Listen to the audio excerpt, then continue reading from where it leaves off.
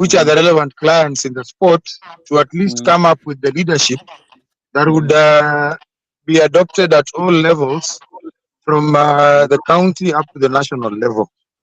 So, like in our case in Kakamega County, the expectation was that because we had a club by the name of Western Jaguars and other affiliates, like for example, the Universities Association, Secondary Schools Association, Technical Colleges Association, and then any other organization that would have been registered with the Registrar of Sports, and mark my words, registered with the Registrar of Sports, they had a right to meet and constitute a county hockey association. That was the instruction. But because of the nature of things and how fluid things were, we found ourselves in a situation where we ended up with interim offices. And even in some areas where technically we did not have teams, right now we have interim offices in the name of county hockey associations. This brought us into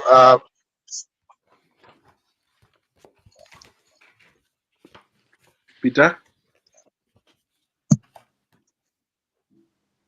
Peter, can you hear me?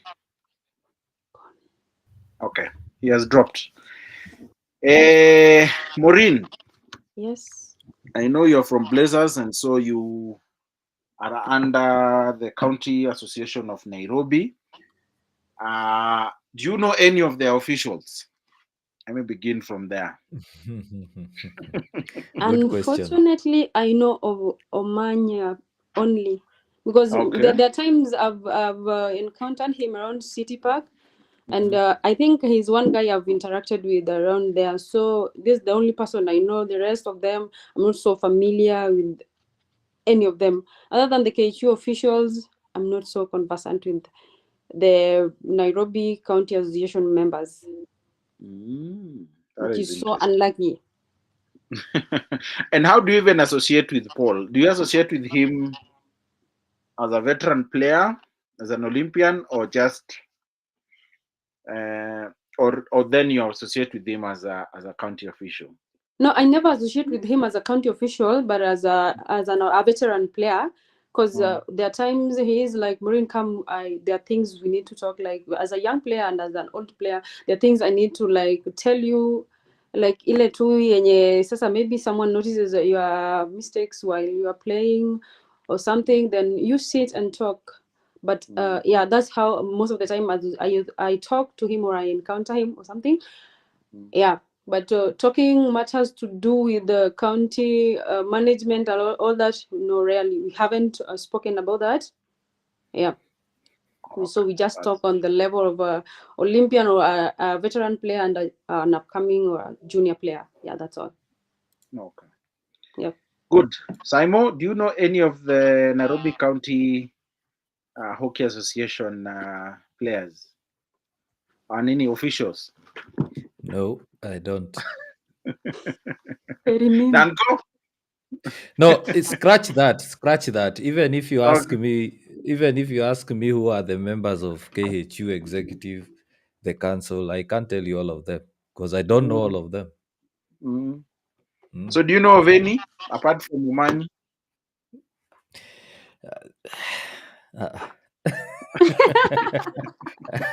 I don't know.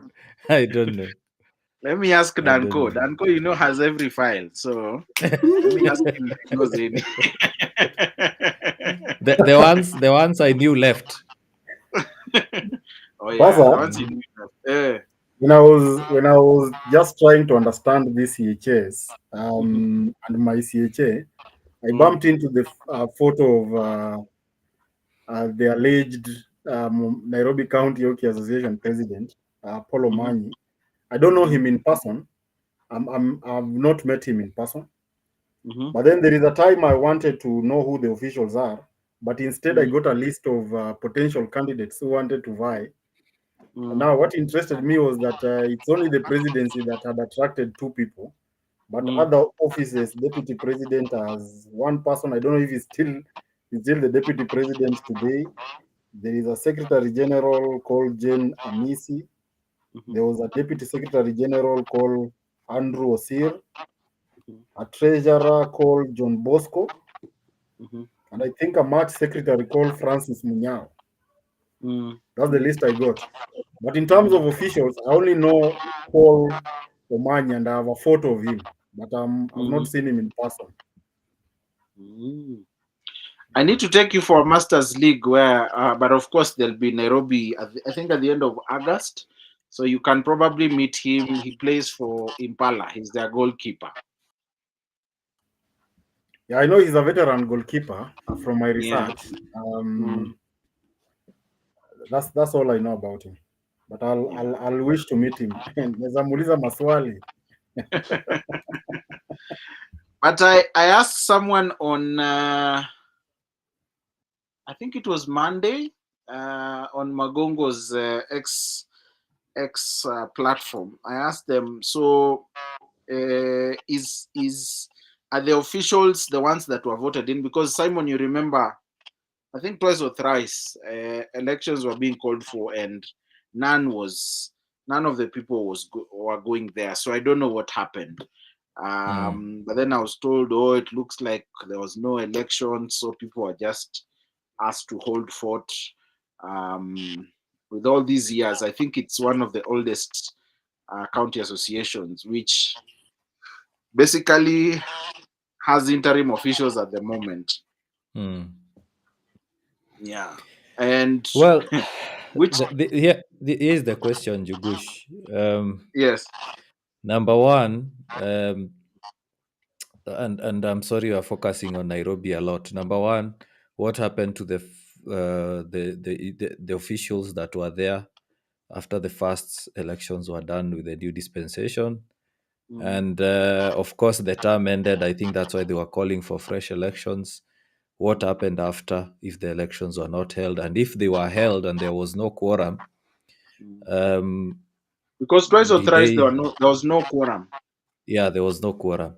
Mm. But anyway, I don't want to focus a lot on Nairobi because Mhm. Nairobi is just like a reflection of what's happening across all counties. I've had an interesting bit there that when the new dispensation came in, before Peter left, he mentioned that there were interim offices and then now elections were held and counties came to be. So the question I wanted to ask him, and I wish he can come back, and probably people in the comment section can respond to this, is which constitutions do the counties use? Can we get access to those constitutions? Because I was trying to get a hold of the constitutions for the various counties and I was unable to. So if someone has a copy, rusha kwa DM saizi so that tuangalie, because when I asked around, most people are telling me, hey, we just copy paste the KHU one.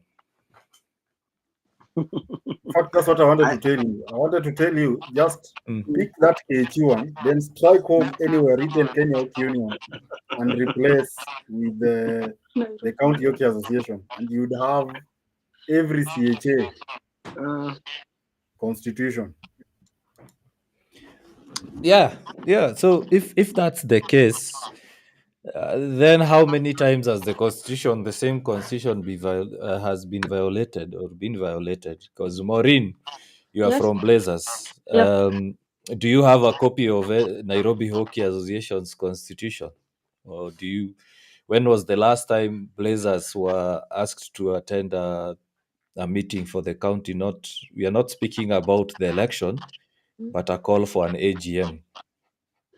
I don't know if it was an AGM or whatever. The one that they had a luncheon or I don't know whether it was an AGM or something. Do you remember the one that was meant to occur around Parklands? Then it was shifted to Impala or something.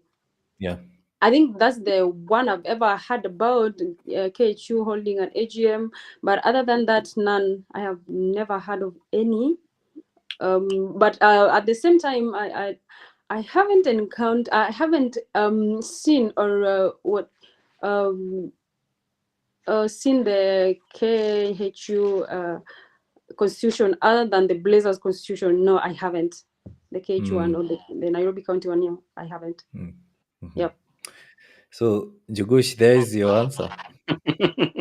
We seem to have a lot of problems because I want to ask questions, but I feel like I'll get into a headwind because none of you may know about majority of the things that are going on.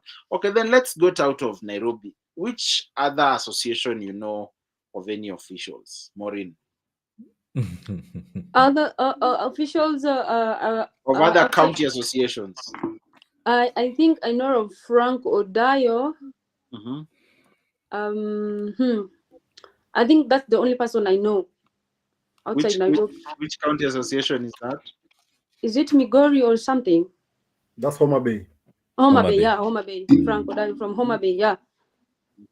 Who else? There's this gentleman. Is it who? Is it the president Mombasa, the one who was elected in the beach hockey something? Yeah, That's Oliver. Oliver, yeah. Yeah. Those are the ones I know. Okay. Danko? I know Bungoma has a county hockey association. Mm-hmm. I only know the president. It's called Joy. The SG is a gentleman called Philip. Philip is a hockey coach at Bungoma High School, a former Western Jaguars player. Yeah. So him is the SG. Kakamega, I only know Okova. I don't know who their president is. I think it's the Western Jaguars president. No, I don't if think I'm so. not wrong. Nice. And then there is and then there is also Conrad. Yeah, Conrad is also an official there. Yes, he's he's in charge of PR. Yes. Yeah, Okova is the Secretary General. And I think I know Odayo, Dr. Odayo, I think for Homa Bay. I have a photo of, just like I've said, of Nairobi County Association. President. Yes. And then I think I know Oliver for Mombasa County Hockey Association. Mombasa, at least I know the match secretary. Mariano. No, it's not Mariano. It's he's called. I know the guy. Daikyo Heroes. Yes, he's a Daikyo Heroes player. Simon. Mi naweza sema tu same na Danko. Those are the ones I know. Those are the ones I know. Hata Kiambu amjui mtu. Me at least najua Kiambu. Kiambu, is it still existing? That's the question. It is. Kiambu is there? It is. Yeah, it's there. Nakuru? Yeah, then I know Nakuru. I know 3. Kiambu, I know 1. Yeah, other than those, plus Mombasa, a few in Nairobi, Kisumu, Kakamega, Bungoma. Kiambu is actually a player for. Is he a player for Park Road or a former player? What's his name? I think he was in Thika Rovers, if I'm not wrong. Yes, he was in Thika Rovers, not Park Road. Yeah. The former coach. Is it former or still a coach? Yeah. Where? So in terms of, is it our problem, or as players that you don't know our leaders? Are they the ones supposed to come to us, or are we the ones supposed to go to them so that we get to know them? I think when these the officials are elected, I think during these matches they're supposed to be around so that we get to know them. Because I might meet someone out there and maybe he's the intended person who is supposed to help me. Naninampita. So how am I supposed to know it? This is the person. I think the only thing they need to do is they familiarize themselves with the players. They come, we interact with them, not sijui wamekuja wamekaa pale hivyo juu hata hujui who is who. We unaenda hapo unakaa huko kwa mabati sijui. No, they're supposed to make themselves known. Not as the players going to look for them I don't know. Danko? You need to walk around with photos. Name tags. Nauliza, wewe Considering ndio that huyu. when considering that CHAs are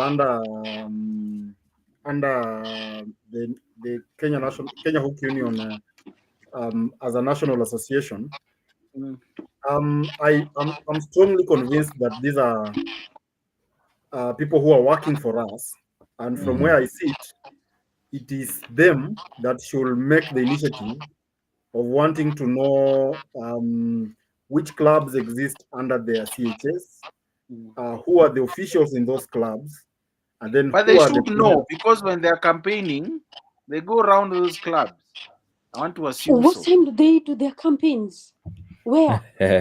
Kuna lobbying. They do lobbying. Yeah, Is they it lobby, they don't online campaign. or how? Where? Maureen, let me Kwa, tell you, you kwa, don't kwa own bar, kwa blazers. kahawa, kwa WhatsApp messages. Wewe But ndio uko involved. those of us who don't go to bars, who don't like, how do you get to know about these things? Naambia Danko, shika hizi white cup mbili, wewe nipatie kiti ya president in Nairobi County. Lakini itakuwa ngumu. Raundi itakuwa ngumu kidogo. Because with me, I thought in one way or another, when these elections are being done, I think like players' representatives are supposed to be present. Or Yeah. but how come? Let me say this. Sorry to cut you short. First things first. Why do we need county hockey associations? That's the first question we should ask ourselves. Is it because the Sports Act demands so? Is it because the Constitution demands so because of devolution? So if they are needed, then why is there a disconnect between county hockey associations and clubs? Last week we saw that we are running clubs in a way that the club leaders are the ones who are meeting, or they are discussing, or they just decide wacha tufanya hii. So they don't even involve club members in matters pertaining club. And I think one of the reasons why Nairobi County Association did have a quorum is because there is a disconnect between county hockey associations and clubs. Maureen is a club leader na hajui hata members wa Nairobi County Association. Because we want to operate the county offices the same way KHO are operating, or the same way government offices are operating. We only meet because we are supposed to meet as per the constitution, or we meet whenever there is a crisis or a few people make a decision, and then we'll only invite them in when we need to have a meeting. So the first question here is, why do we need county hockey associations? Because in my view, and I see Peter is here, and I'll throw this question to him. Why do we need county hockey associations, and how will clubs benefit by having county hockey associations? Are we just having them because the Constitution and the Sports Act requires us to have them? Or are we having them because they are required for representation and clubs can benefit off of having county associations?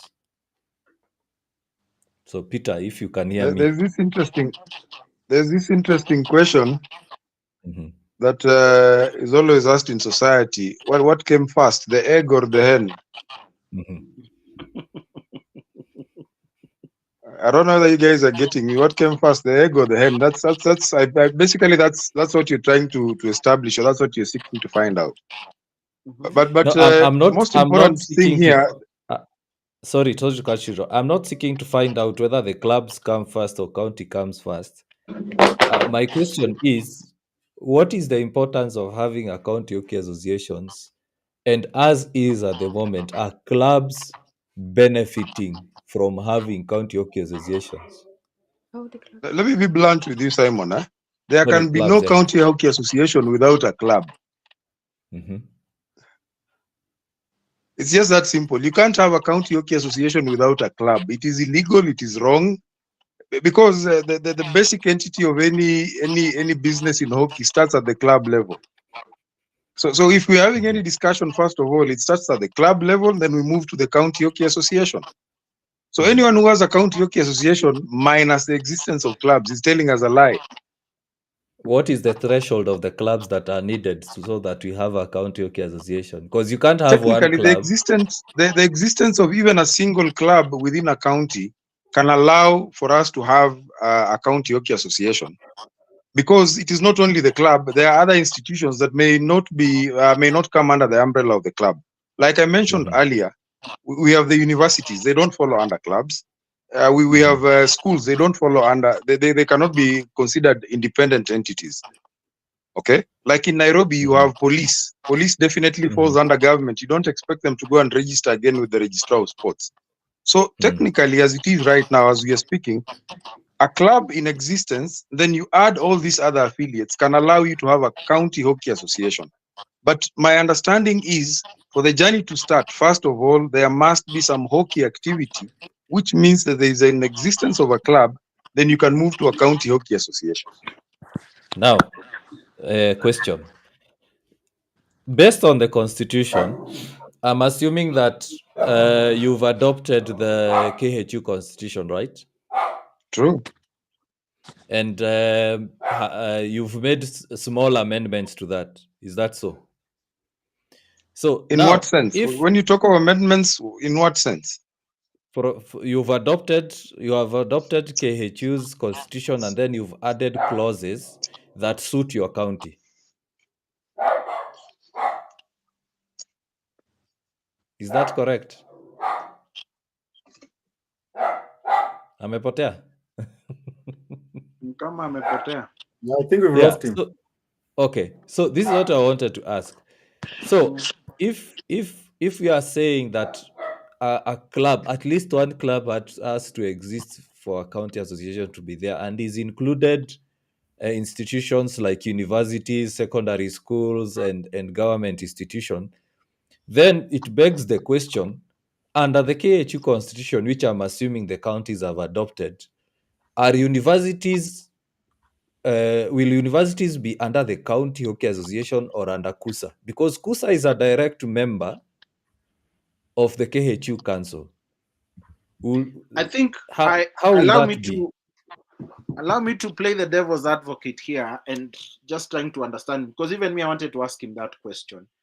But I think it's because they are affiliated from the county side. So they also, the same way in the union, there's a vote from secondary schools and there's a vote from county and institutions. I think it's the same thing to the counties. So basically, as much, so we can say the KUSA seat at KHU is national wide. Yeah. And then at the county level, there is a KUSA seat for the county level. Yes, I think so. That's interesting.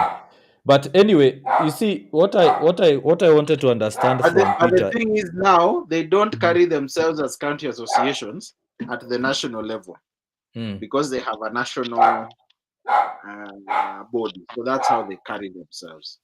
Okay.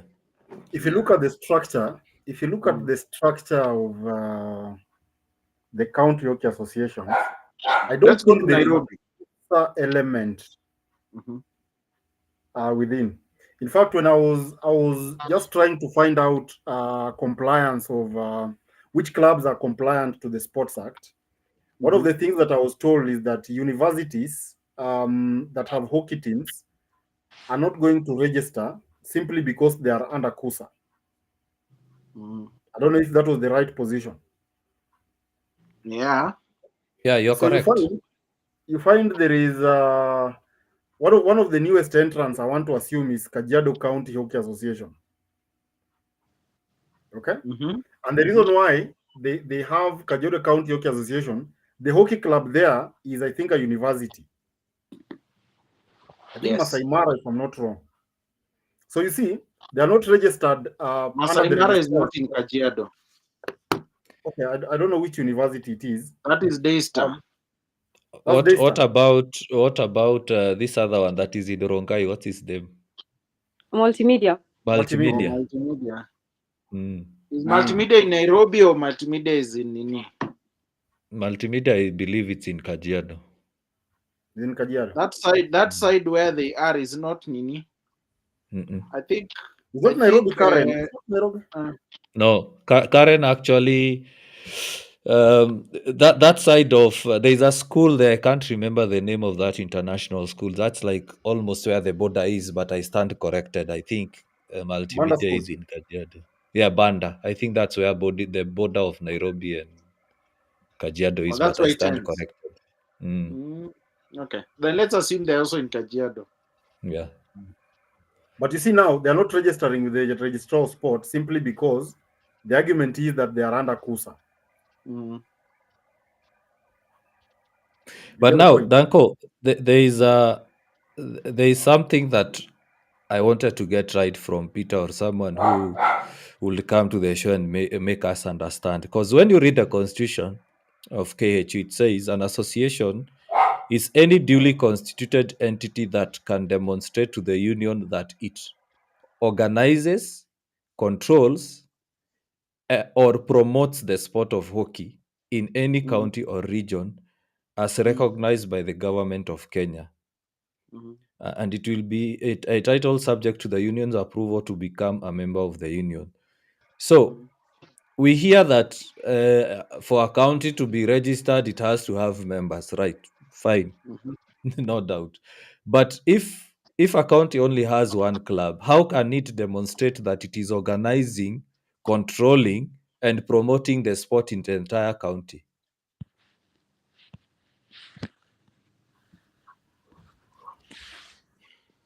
For it to be That's recognized, it has to demonstrate, based on the constitution, it has to demonstrate that it organizes, controls, and promotes the sport in the entire county. So if you have one club in a county, can you are you, or even let's say three clubs, can we say that you promote the sport or control the sport in the entire county? Is it right to register it as a county hockey association based on this document? and leave alone that, how many associations do we have right now, and how many clubs are there? Mm. Then kuacha tuanze na yetu ya Bungoma. Bungoma County Hockey Association has one club called Bungoma Farmers. Yes. Mm-hmm. One. And it warranted them to have a county hockey association. One. Mm. Okay. So, So Danko, just, so that means a county hockey association comes into existence if a club wants to play in the KHU league, right? I think that's how it is right now. Yeah. But if you look at it that way, Uh-huh. Go I on, mean, Danko. if you look at it objectively, then you can't establish, from where I see it, you can't establish a county hockey association when you have just one or two or three clubs. Yeah. The only lacuna in this law is the fact that there was no threshold that was indicated within it, that we need to have a specific number of hockey clubs. But honestly speaking, what will you be managing as a county hockey association if you only have but one club Yeah. or one university? And actually, the same officials in the clubs can become the county hockey association Of officials. which it is a violation of the constitution. Conflict of interest, actually. True. Yeah, because there is a clause. I've been trying to look for it where it says if someone holds, and I wanted to make it right and make sure that if the counties have adopted the KHU constitution, then there is a clause there that says if you are elected into an executive position, you should not hold a technical position in your club.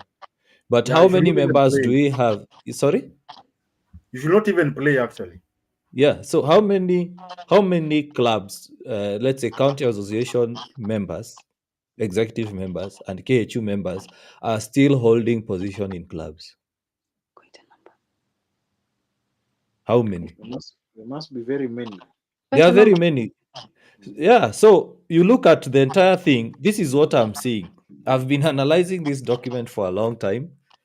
Um, and what I'm seeing here is, and Peter has asked a very good question, which came first, the chicken or the egg? And to me, it is half an egg, half a chicken, because everything is is jumbled up. We don't know what comes first, what came second. Because if someone is arguing that a county hockey association can be set up by the virtue that you have one club, and the document here says that it has to prove that it does three things: organizes, controls, and promotes. Then how come we are registering county hockey association and they haven't proved that fact? I'm assuming Danko is taking an example of Bungoma. Probably the county has an annual tournament from clubs that are not even recognized by KHU.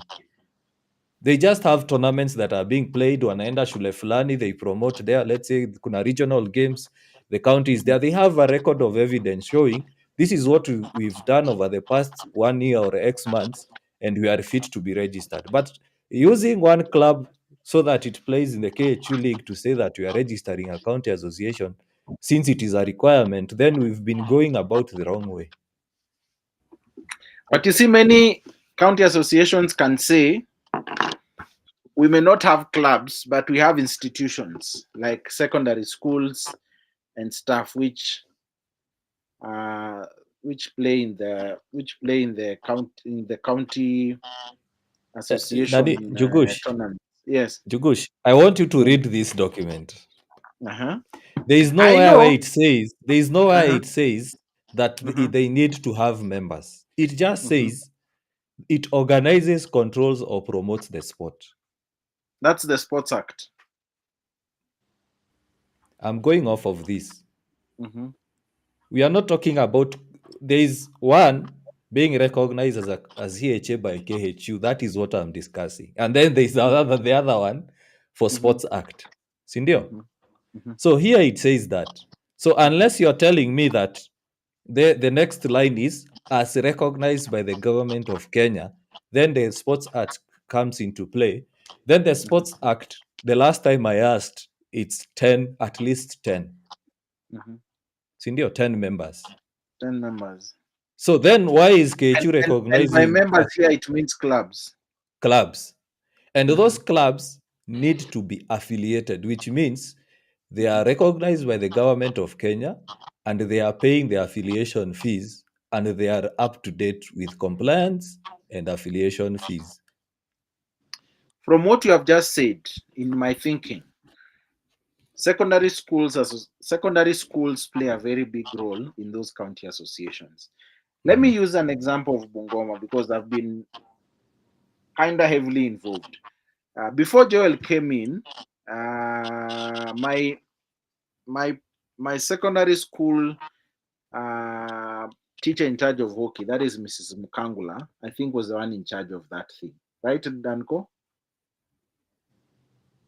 Yes. Mrs. Mukangula was involved with that thing.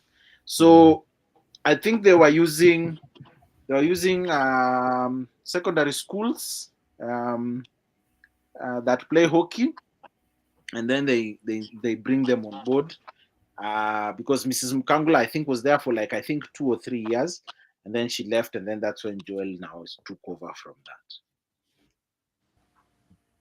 I think, to be very honest, if you look at if we follow the law, then we could be having like one or two existing rightfully constituted county hockey associations today.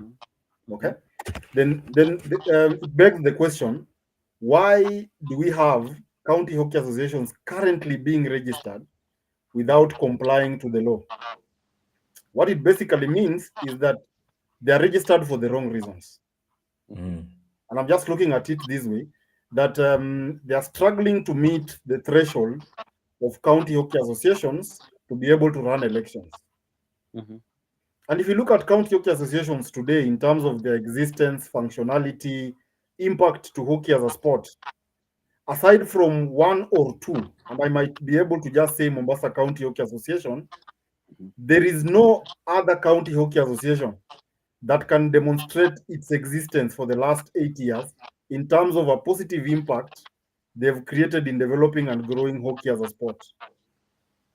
You can't see anything like a structure in place. You can't see anything like proper leadership in place.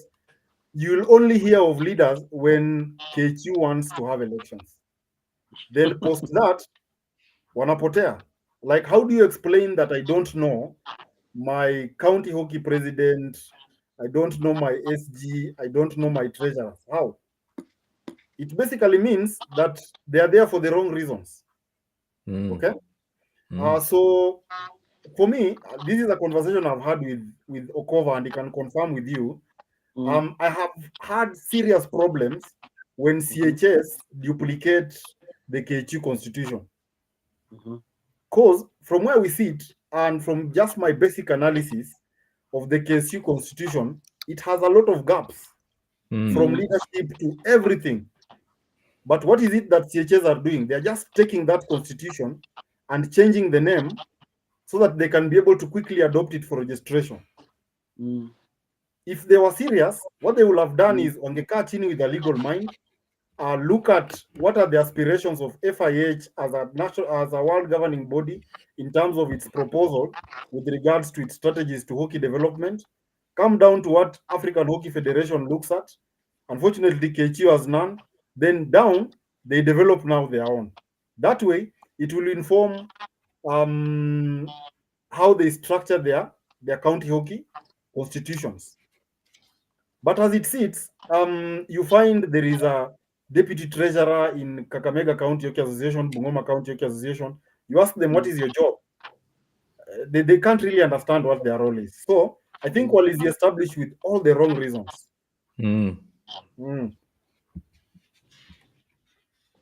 And I think therein lies our problem. And I now beg the question, is it,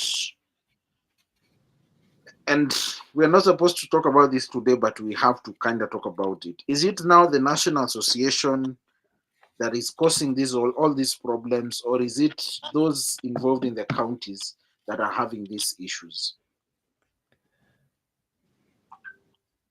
Wacha tusikie kutoka kwa Maureen. Maureen is a club leader. Wacha tusikie kutoka kwake. I think hizi shida zote zinatokea huko juu, because if at all we had a structured leadership from up there, hizi shida zote hazingekuwa, but since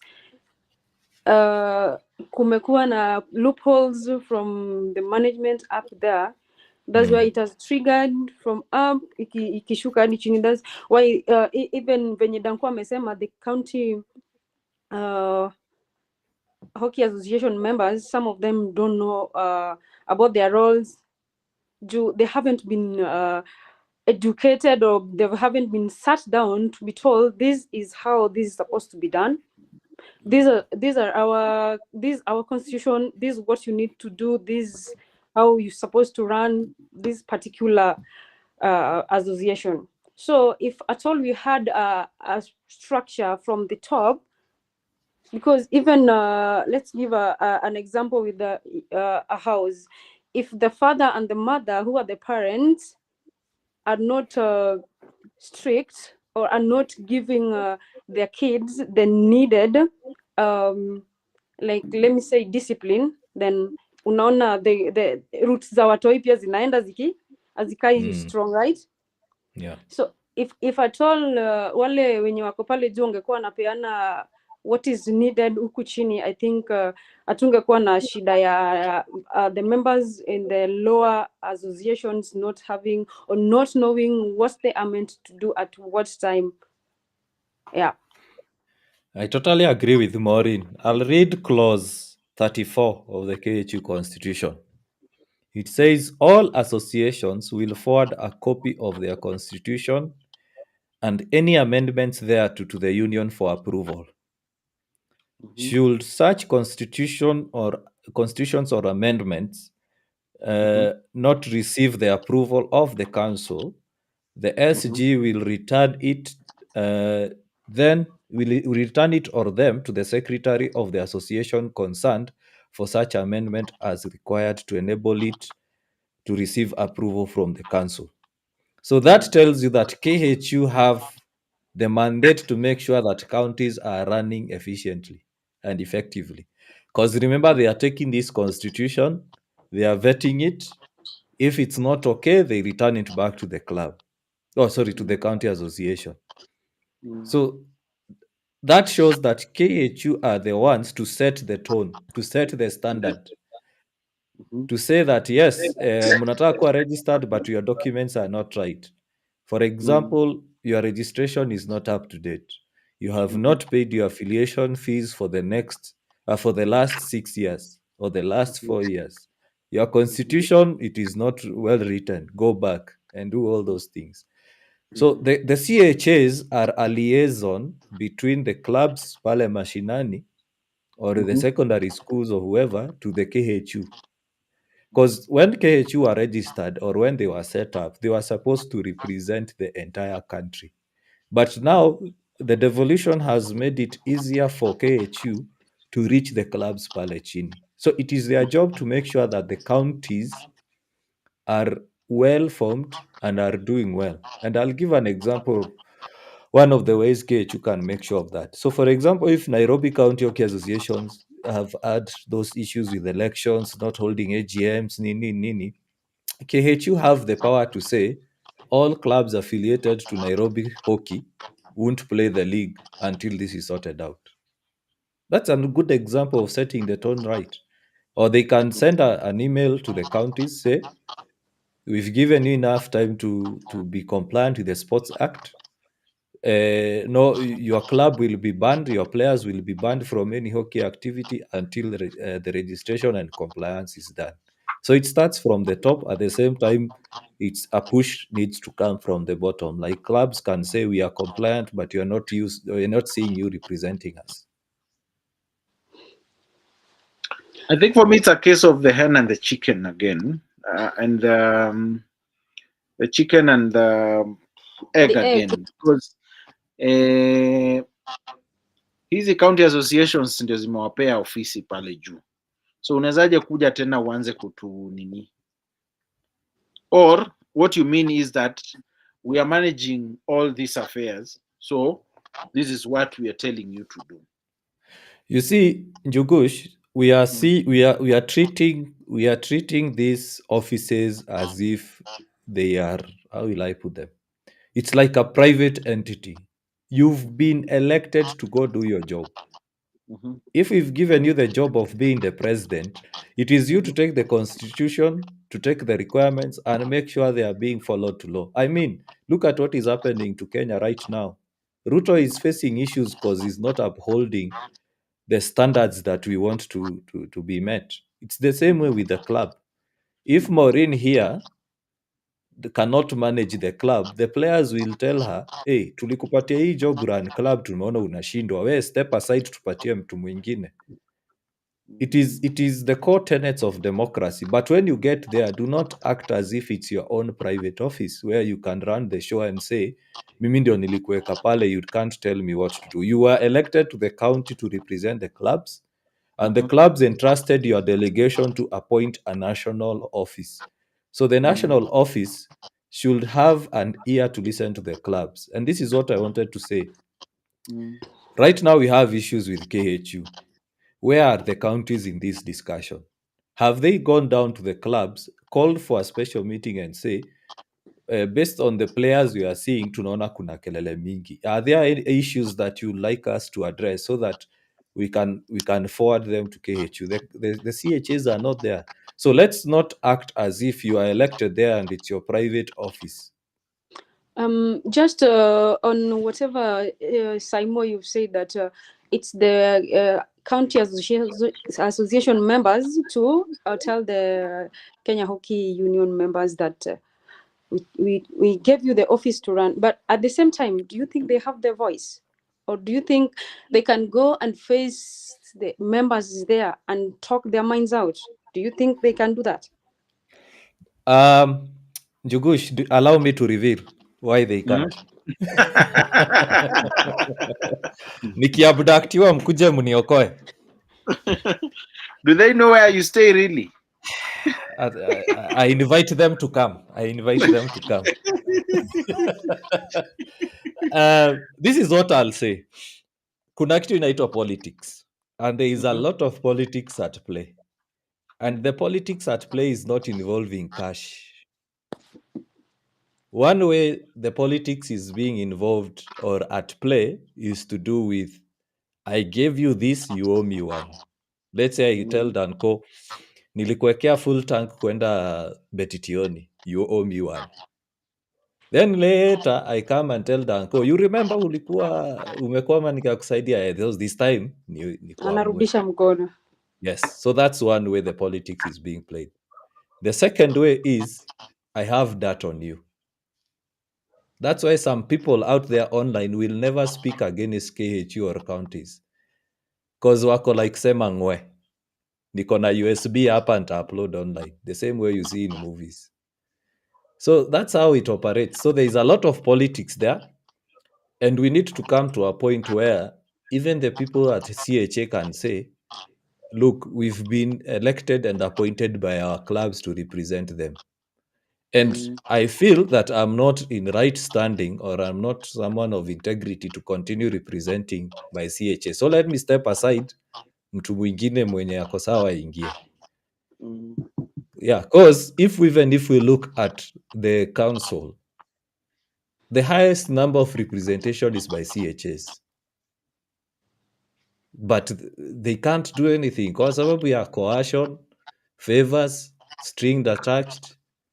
Njugush can tell you and I can tell you, kuna watu wako pale wakijaribu tu kuinua kichwa hivi, even at club level, club leadership level, akijaribu kuinua kichwa hivi, hiyo kazi ya kumanage club, even at universities, they can't speak, because the moment they speak, things will be revealed, favors will be executed, and they will be out of the job. So there is politics at play, yes, but at the same time, people, we need to be watu wa integrity.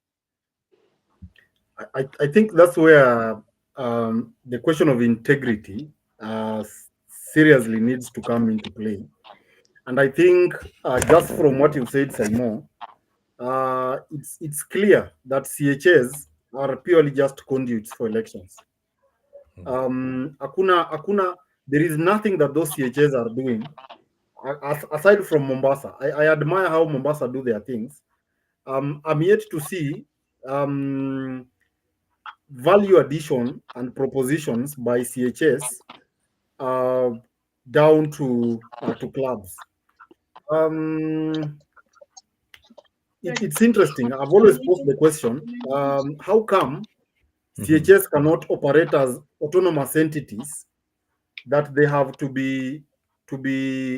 listen to what KHU is saying?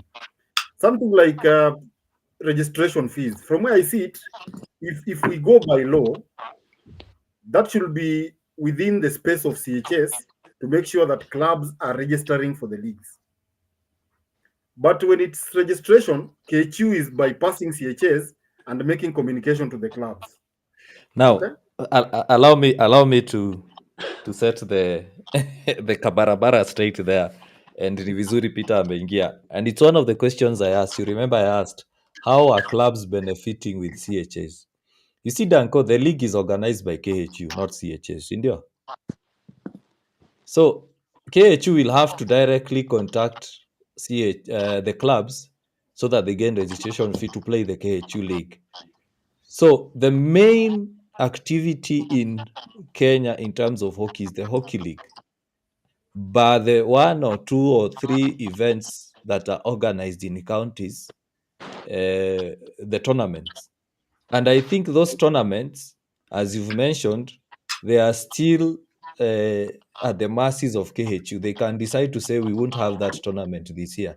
Case in point, the Betitioni tournament this year. So CHS, if you write down, if you take a list and write down how they are assisting clubs, it's bar zero. Because CHS are not doing anything with clubs at all. They are not organizing their own leagues. Even if they try to do so, KHU will give them issues. If they try to organize tournaments, KHU will give them issues. So why do we need CHS other than, as you've said, elections? So is CHS as ID, honestly? By the if we are honest, and Maureen is here, if we are honest, CHS Mombasa have tried, because Mombasa they do even under 11s, under 13s. They are doing their job. They are Even the doing beach their job. hockey is in Mombasa. You can Yes, imagine. they are doing their job. See, Mombasa organize coaching seminars, umpires seminars. They are doing their job. The clubs there are benefiting from Mombasa County Organization. Hao wengine wote wambelala. They are Wanangoja sleeping. kura.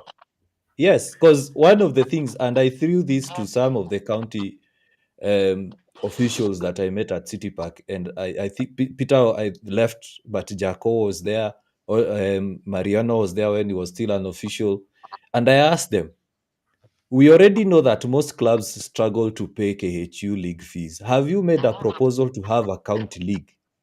Because there are very many players there who can form a club at county level and be comfortable playing within the county. Guess the answer I received. Okay. We'll get Watu wataleta shida, watakata.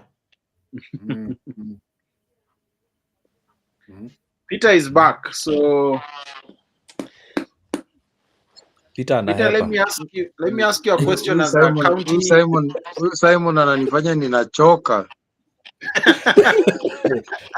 Kwa nini Peter anafanya nilikwambia Where Simon, are you speaking on behalf of someone or you're speaking on behalf of yourself? I'm speaking on behalf of myself and everyone, because these are the same discussions we're No, having on the it streets. sounds like you're speaking on behalf of someone. Sorry to say this. Who? Some traditions have been there for a while, but when they are wrong, we really need to find a way of discarding them. It's not good manners. When I was talking earlier, sorry, I went off, but when I was talking earlier, I told you this journey begins with at the lowest level. Me and you, we move to clubs, then we move to CHS, then we can now talk of a federation or a union.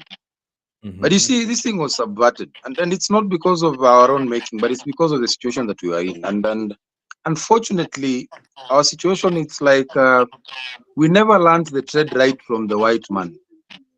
We adopted his ways of doing things, but I think we got it all wrong. Okay, so when we are starting, we are always starting from the wrong position. Now look, here is KHU. KHU has gone to the registrar of sports to be established, and just because they have had that moment does not mean that we have to continue doing things that way just because they came first. That's why I was asking the stupid question: what came first, the egg or the hen? Okay, so just because KHU came first does not mean that KHU should continue doing wrong things just because they came first. Like the example you've given, that they should be collecting registration fees from clubs and all that. It is wrong. It is gross. Why? The only access that KHU should have to clubs is through the CHS. And that way, the CHS can have some voice when it comes to a point of representing the same club. But otherwise, minus that, the clubs become, the CHS become moribund, they become useless. They have nothing. So let me ask. I had a very bad experience the other day when I was trying to seek audience over certain issues, and unfortunately, at least the SG came to my rescue. I tried to seek audience of the of one of the members of the council, and I was told to my face that the executive is not accountable to the council. Yet the constitution states clearly that the executive is accountable to the council. Who is the council? The council is created by members of the CHA, which means KHU is accountable to CHA. And CHAs are accountable to clubs. That is how people should understand this thing. There is no single day you will give preference to KHU and tell us that KHU comes first. Just because we have it all wrong, it should not be entertained and it should not continue. At the end of the day, KHU is working on behalf of me and you. It is not working on its own behalf. It is gross, it is wrong, that needs to stop. And as we are talking, we need to go back and face reality that this journey has to begin with me and you, to the clubs, then to CHS, then to KHU. And that is why you find that there are people who believe some of these things, it's like they belong to them and they'll continue doing things the way they want for the rest of their lives. It should not be happening that way. No. Sadly, Simon, and that's why I asked you if you're speaking for someone, because we are championing for something that should not be happening at any point in time. Thirdly, let me tell you, we need to unlearn, relearn, and learn things afresh. Even clubs, the way you guys put it, we simply don't have serious entities in Kenya called clubs. We have institutions that belong to individuals or like-minded people who have ideas that they should be playing hockey together, but we don't have clubs with structures. We don't have anything serious. Today, I want us to be very candid, and maybe let us walk to some of these clubs and find out. Apart from Nairobi Simba, that has the club structure that manages it, show me any other club, even if it is Butali, which is one of the best clubs that play good hockey in Kenya. Show me any club that has serious structures, well-appointed officials, well-appointed parts of the team, and then we can have this discussion. But as it is right now, we are a mess from bottom to top. And even if we are trying to kill each other from all directions, we are just doing it because we want to put things right. But the journey has to start somewhere. And that is why if you ask me, we have a long way to go, and we have to create order by starting from the basics going upwards. We get it right at the basics, we'll get it right at the top. Hockey is not about the union at the top. Hockey is about me and you who's playing on the ground here. That's my outlook of things. Okay, Maureen? Mr. Okova, you mentioned that it's the CHS who are supposed to be a link between the players, the clubs, and the Kenya Hockey Union, right? Yes. Do you think you, as the CHS, do you think you are giving us what we need from you guys? Do you think you are up to task? Or it's just Maureen, being Maureen, or it's just that Maureen, you are already elected there and you just like busybodies in there, I don't know, or something. Maureen, Ghost workers. Maureen, Yeah. you are part of the problem, and I'll start with you and I'll address you directly, okay? Mhm. You are a registered entity with the sports registrar as Blazers, okay? Yes, I was coming there. True or false? True. Now, give me a plain feedback. You have a CHA in the name of Nairobi Hockey Association. How did it come into existence? Unfortunately, I'm sorry to tell you that I just learned during these meetings that they are members of the Nairobi Hockey whatever, who I only know of one person. So honestly, when you ask me if we are giving you what you want, can I have an answer for that? Because one, you even don't know who is representing you, yet Because you I are don't know you validly people. registered. Wait, we Peter, don't know you Peter, people you're playing because politics. no, Peter, I'm we you're not don't know playing playing you politics, people. politics. Simon. No, Peter, Simon, you're I'm not playing playing Mr. politics. politics. This Okova, is the truth of the matter. It is not politics. I want to be very listen, honest. Mr. Okova, listen. We don't know you people because you're not coming out there to tell us we are the people who are representing you in such and such a place. You need to come out there and show us who you are. Tell us, I'm from that region, I'm representing you. But in this case, we don't know you people. We've never met some of you. Honestly, I'm just noticing now that you represent Kakamega or wherever it is that you are a member. I only know of in fact, so far I only knew of 2 people. The rest from the HQ whatever, I know none. So it's you people who need to make us know you and the roles you playing, linking Kenya Hockey Union and the clubs. And you people need to do your jobs well, not just parading yourselves there in the name of we are the members of the county hockey associations, yet we are languishing or we are lagging behind there, man. Maureen, And again, Yeah, you Maureen, see, let me also add to what Maureen is saying, and Peter will continue saying that I'm representing someone. This is the thing. You see, when most of these people, these county members, go to KHU, they usually don't go back to the clubs to state what has been passed under the KHU meeting or in the KHU meeting. You see, like Maureen is saying that, yes, of course, as a club leader, she needs to go out of her way and get to know who the county officials are. But at the same time, how many times have county officials come down to the clubs and say, we had this meeting, this is what was passed? How many times, Peter Ataye, how many times have you gone to your clubs on the ground, called for a meeting and not even telling them that this was passed at the council or this was discussed, but ask them, is there anything at Kwapakwa ground you would like us to discuss at the national level? For example, let's say one of your clubs want to host an annual event, and they usually host an annual event and they've been facing issues. Have you told the club that we've discussed this with KHU, but this is what they've said? Or do you let the club fight their own fight? Simon, you know, you're putting the cart ahead of the horse. I'll keep on saying this again and again. It's only fair that we understand where this journey begins and how it's supposed to progress. One thing that you're suggesting is that the CHAs should come back to the clubs. I'm asking you a polite question. Who established this CHA? Do you have an answer to that question?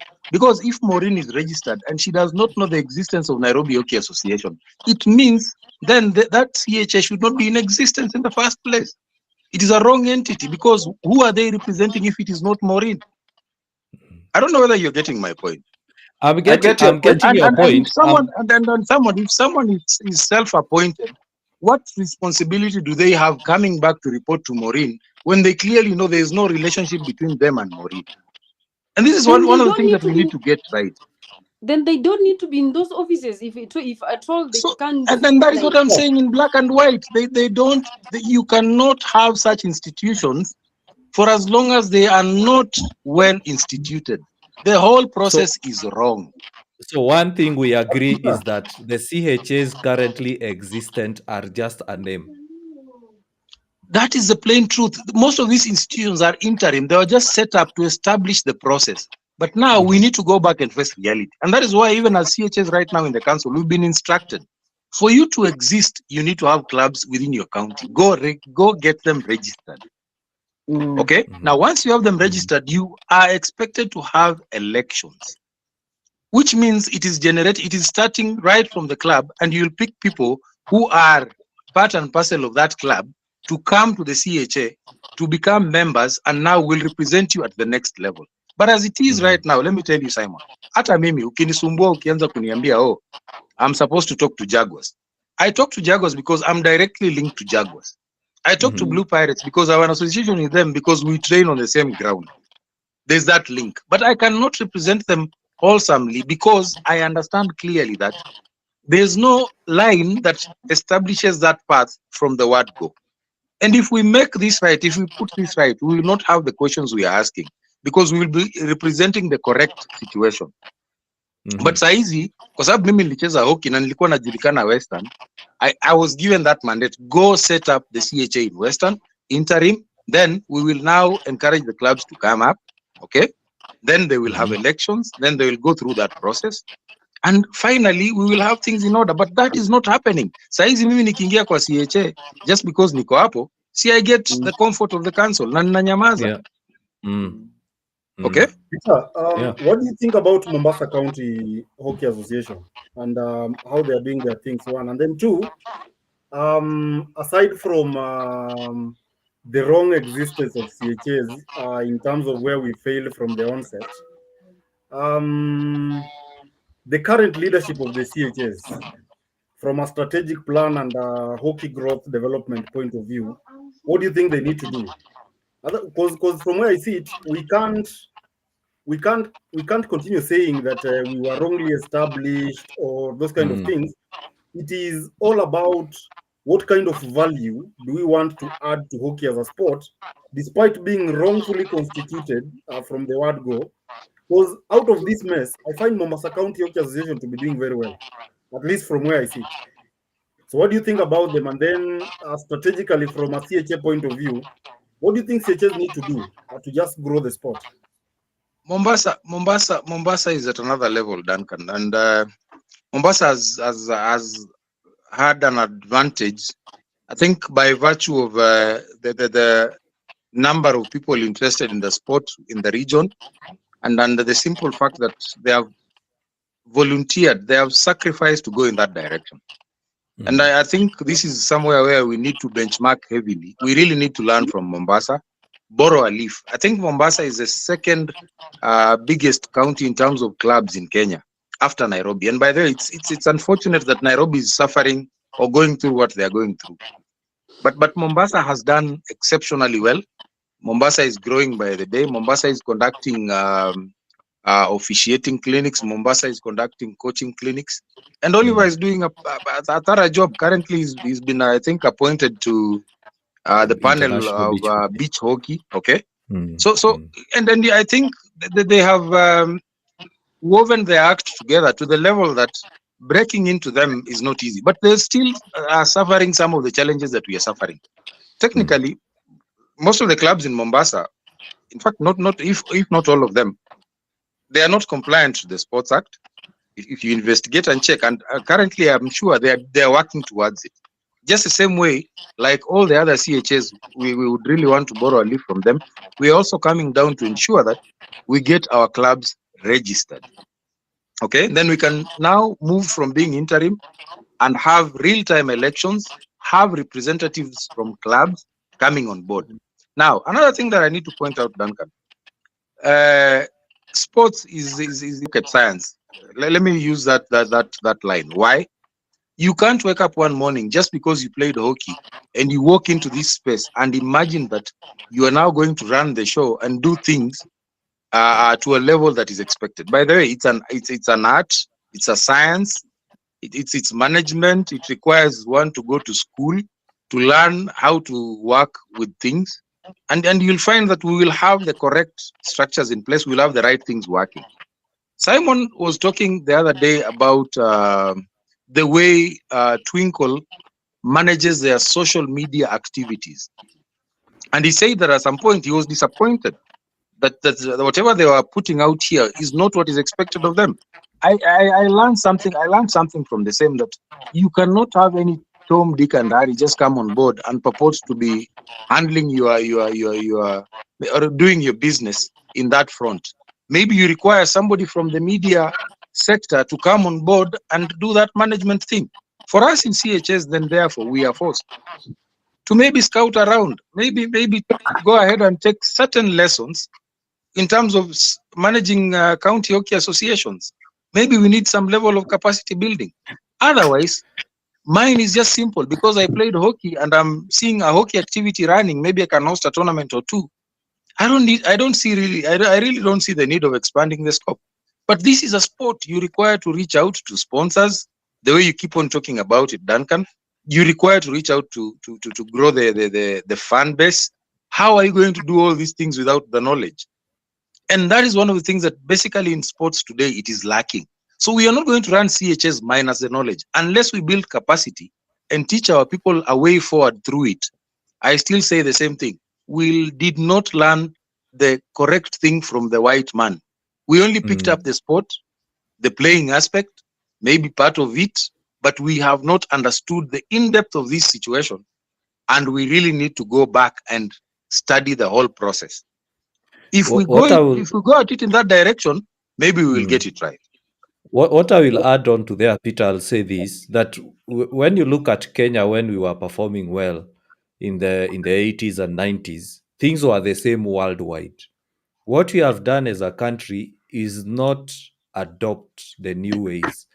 Duncan, sorry, I forgot to send you the documents, but if you can even go to the FIH website and check, they have statutes, they have documents that they keep publishing. There are some that are done annually, there are some that are done biannually, some are done every 4 years. And if you look at those documents, as one of the forms to register a national association is you have to answer questions like, do you have youth development programs? What are your coaching development programs? What are your leadership and management development programs? So you look at the country at the moment, and I agree with Peter, we've only focused on umpiring and coaching. We've not had even Simon, don't mention coaching. Simon, don't mention coaching. Don't. So if you look at those two, wacha tu mention kidogo, because we have a lot of level 0 and level 1s. But if you look at those two, those are the only ones we focus on. We look at other countries, and even if you go to FIH Academy online, they have seminars where they hold management training for national team level, club level, youth level, school level, but we never ever take time to attend those training regimes. go to just take some time and speak with the guys who train international schools. They will tell you that part of their training, or part of what coaches are required to have, is such management training. For example, if you're dealing with youth, you need to do things with child protection. How many of us here have had cases of child protection at national team level and club level? So we've lagged behind. Yes, yes, we never learned what the Mzungu left, but at the same time, you are not adapting to the world changes. Right now in Kenya, there is a whole new regulation that people don't even realize, and it's called data protection. Right now, we haven't taught our clubs the same. National association don't know that, and it's a big law that is going to land us into trouble. So we need to push ourselves, learn the trade, and also part of the SOP, standard operating procedures, that FIH recommend, is to continually do training frameworks. We come up with seminars like pre-season. We had 6 months where we were free. Everyone was thinking about playing. No one was thinking about management training, umpiring training, coaching training. So hata sisi tumelalia maskio sana. Najua, Simon, I'm sorry to be hard. I was saying don't mention coaching because I'll be very clear. Unless someone takes time and gets personal to try and seek out these things. Sorry to say this, we don't have any intention of establishing any serious coaching programs. I agree with you. I've made a lot of noise at some point. Someone was to establish long-term athlete development programs, and up to date, that thing has never been established. Sadly, why am I saying this?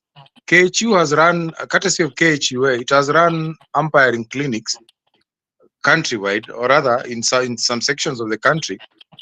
And slowly you'll just hear that people are given certificates of participation. Okay. It's the same thing at KSSA level. They'll hold a 3-day clinic in before the nationals, and they'll tell you that they have capacity built the umpires. Then you find the same umpires still doing nonsense on the playing field.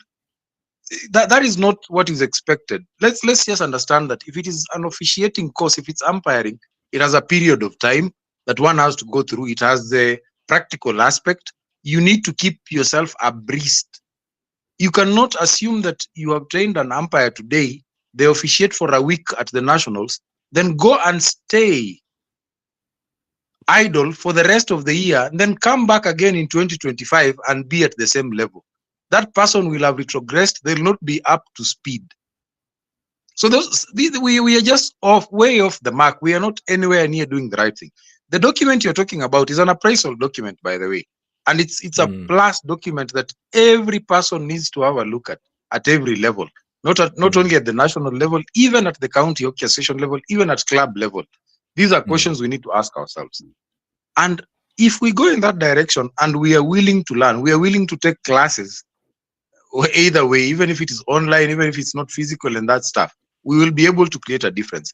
But as it is right now, we are running hockey in a clandestine manner. Just because we play hockey and it is something that we developed some passion in, we are just doing it for the fun of it, but we are not seeing the wider picture in it. That's why we cannot even consider ourselves to be willing enough or ready enough to play in the Pro League maybe, or to play in serious tournaments. We just wait for the usual tournaments that are there with us, and that is it.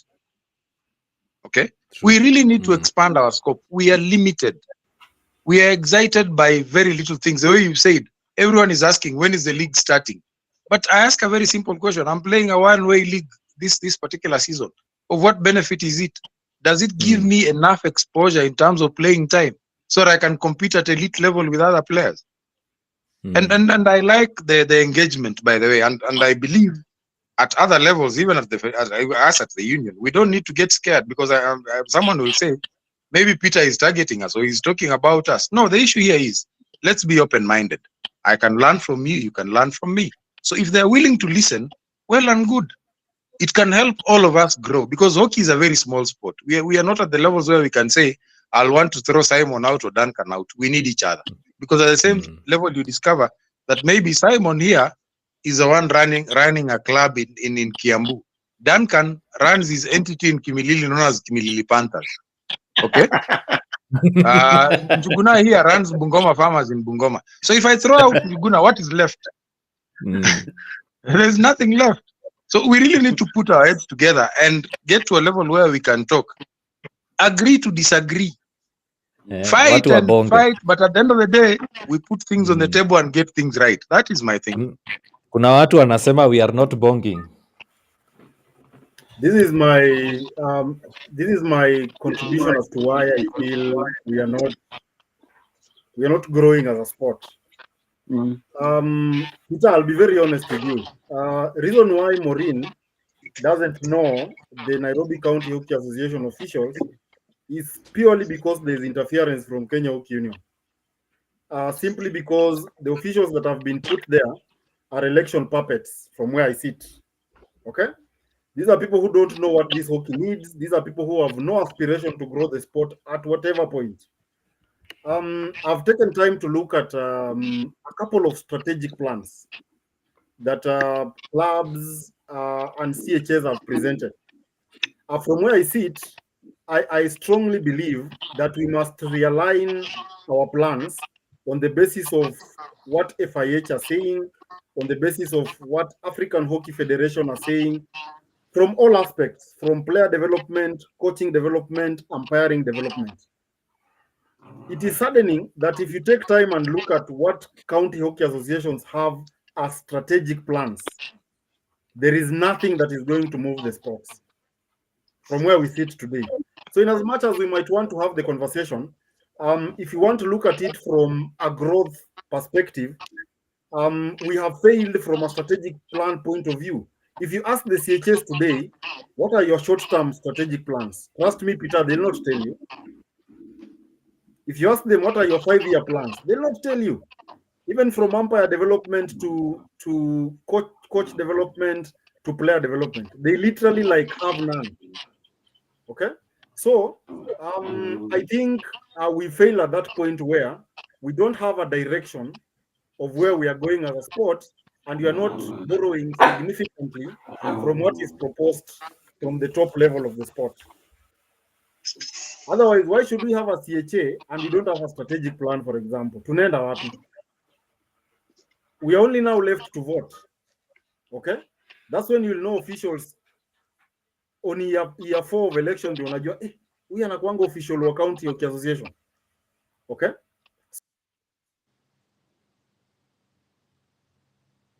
Danko?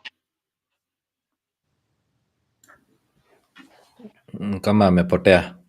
Nimemsalimia.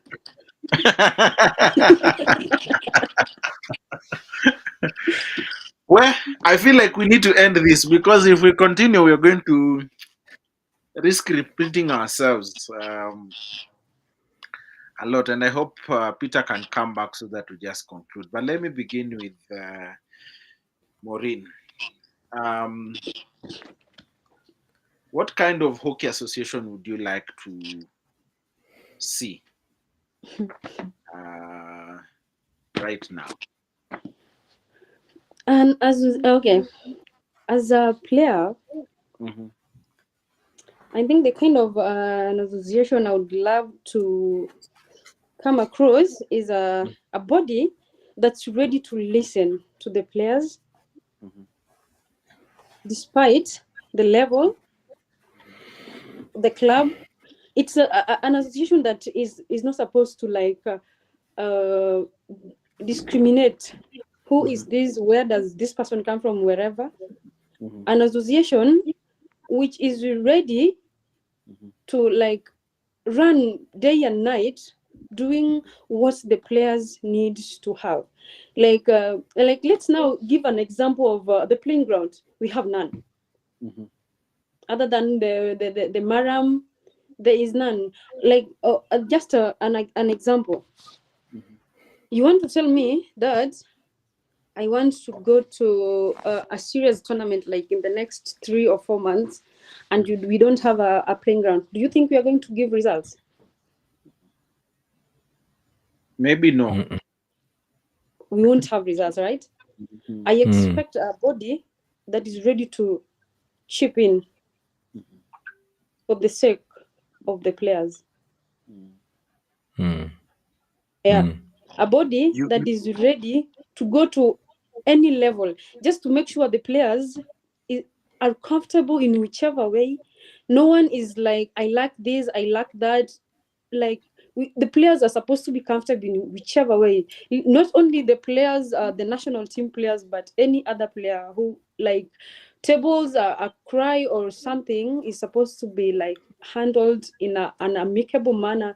Not like you want to approach someone and you're like, that person is unapproachable. I don't know the kind of response I'm going to receive from that person. Like, the faces are scary even before you approach a person. Yeah.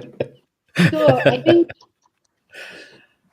I think just a body that is ready to like incorporate everyone, get into the boat with every other person who is behind or whoever is there. Yeah. Maureen, Okay. I like your input, and it just begins with where Duncan started. Duncan said that you can get clubs that have a strategic plan and they really don't understand what is in the strategic plan. I'll repeat this again. Most of these entities are interim entities. Mm. They were not set up because they were going to run the show or run the activity.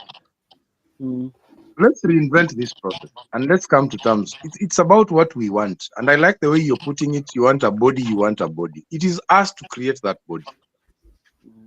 It is us to set the standard of what we want. It is us to determine where we want to go. An individual or a group of people is not going to make that decision for us. It is for me and you, just the same way we are talking right now. It is for us to agree that we want to move in this direction and map it out that way. But for as long as we are still operating with these interim entities, I have said this and I will repeat it. I set up the CHA in Kakamega because we wanted to start the journey, but now we need to get it up and running. We really need to get things moving. It is no longer the interim association it was. That's why I've told you. I need to go back to Jaguars, for example. I need to go back to Blue Pirates and get to understand where do they want us to go by first giving us their members to come on board for us to have elections and pick the people who will lead us in that direction that we want. Then we sit down and develop a roadmap of where we want to go. We will then from there pick representatives who will go to the union and now champion our cause. But as it is right now, I will tell you this for free. Why should I be held accountable when I set up a CHA on my own? Unataka kuniuliza maswali kama nani? Because we assume. Good question. Unataka kuniuliza who are you? Na labda wewe umeshafika penye unataka. You are sitting at the council. Yes.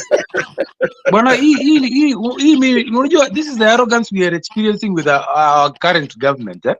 We are experiencing with our current members of parliament. Because alijipeleka kwa parliament na pesa yake, wewe utamuulizia alikupea yako 100 ama alikupea yako 1000. Wewe unamuuliza kama nani? So ukisikia watu wanasema tunataka kusalimia mtu, wanamsalimia because they believe they are entitled. Okay? So hata pia sisi ndio tusifikiwe ndio tusalimiwe, ni muhimu we start being sensitive enough. We need to go back to our people and tell them that look, it is your time to set up the roadmap, determine where you want to go. Because honestly, hata mimi saizi ukiniambia niende niulize president wa KHU maswali, hata niuliza a very simple question. Wakati mimi nilikuwa na register KHU kwa registrar of sports, nyinyi mlikuwa wapi? Can you people answer me that question? Mlikuwa wapi? Nikuulize coach Peter. For the person to ask you that kind of question, did he involve you in the decision making? He did not. That is why I'm telling you right now, the way the situation, nimekuambia tu wewe kama Maureen, nataka urudi Blazers na uambie hapana, tumelalia mayai. We have a right channel of representation. We want to request Nairobi Hockey Association that we need their attention.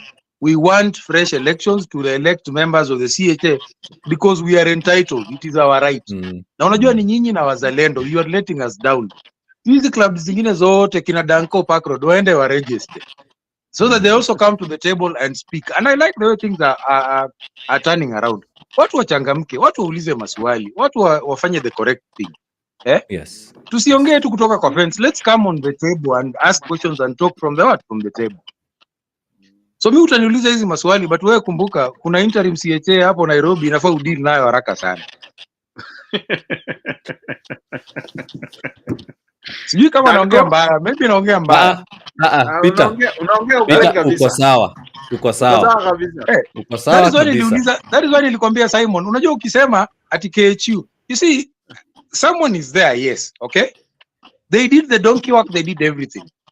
Now, what right do we have to question them? Because they have done the setup, but now it is our responsibility to also clean our act, put our footing on the ground, because mimi sazile umenichagua kama chairman wa Nairobi Hockey Association ama president wa Nairobi Hockey Association, nikienda kwa council na nifike huko na ninyamaze, I will have let you down, okay?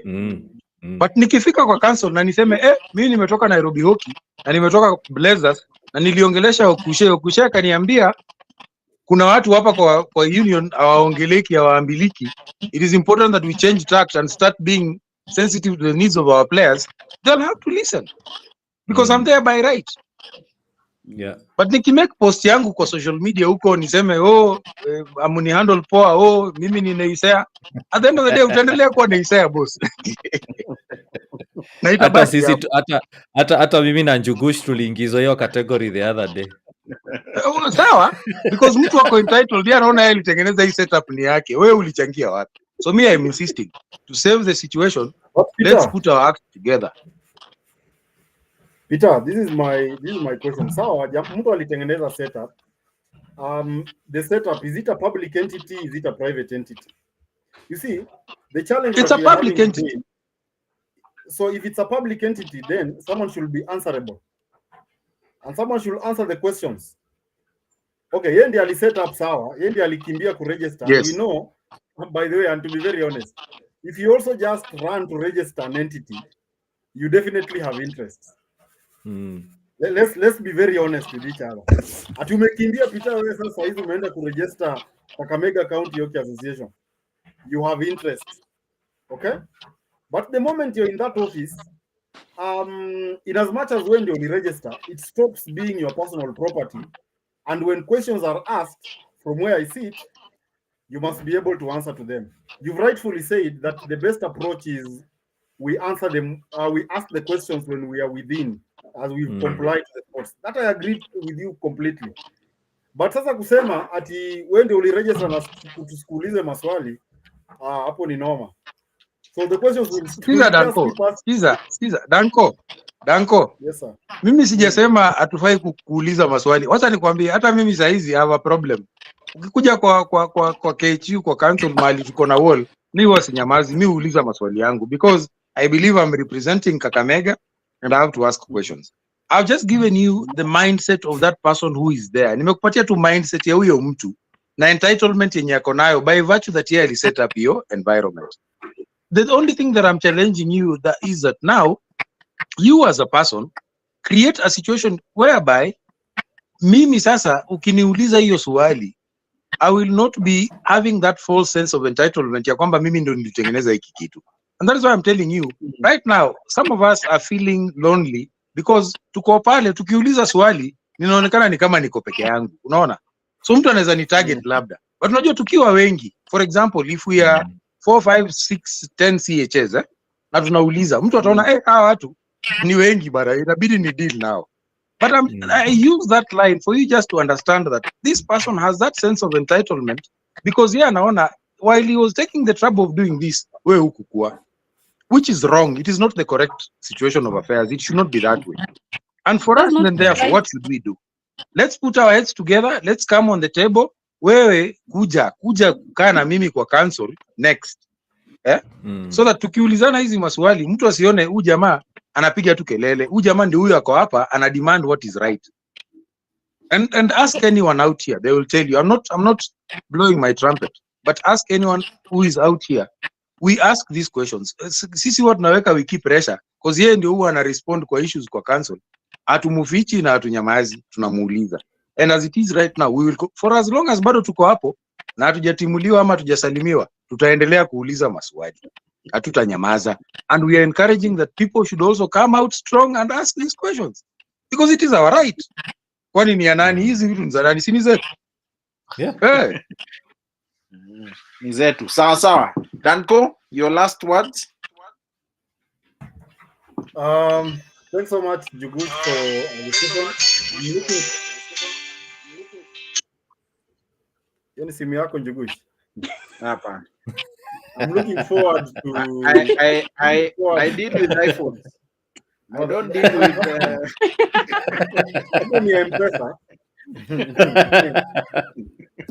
I think this has been a productive engagement. I'm looking forward to functional CHS in the near future. I'm looking forward to a focused leadership at the CHA level.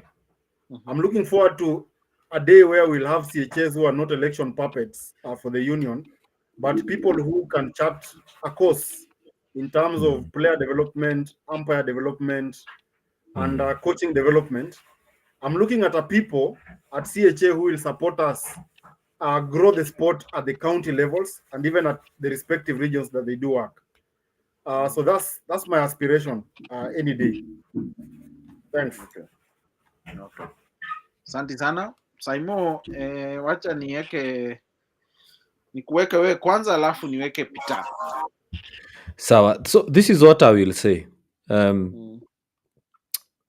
Most of our noise, let me call it noise right now, because we've not been organized, has been towards KHU. And Peter has echoed what we mentioned last week, that we have to first understand what is the root cause, what is the issue. And I keep saying KHU are like the branches on the tree. The clubs are the roots. The CHAs are the trunk or the stem.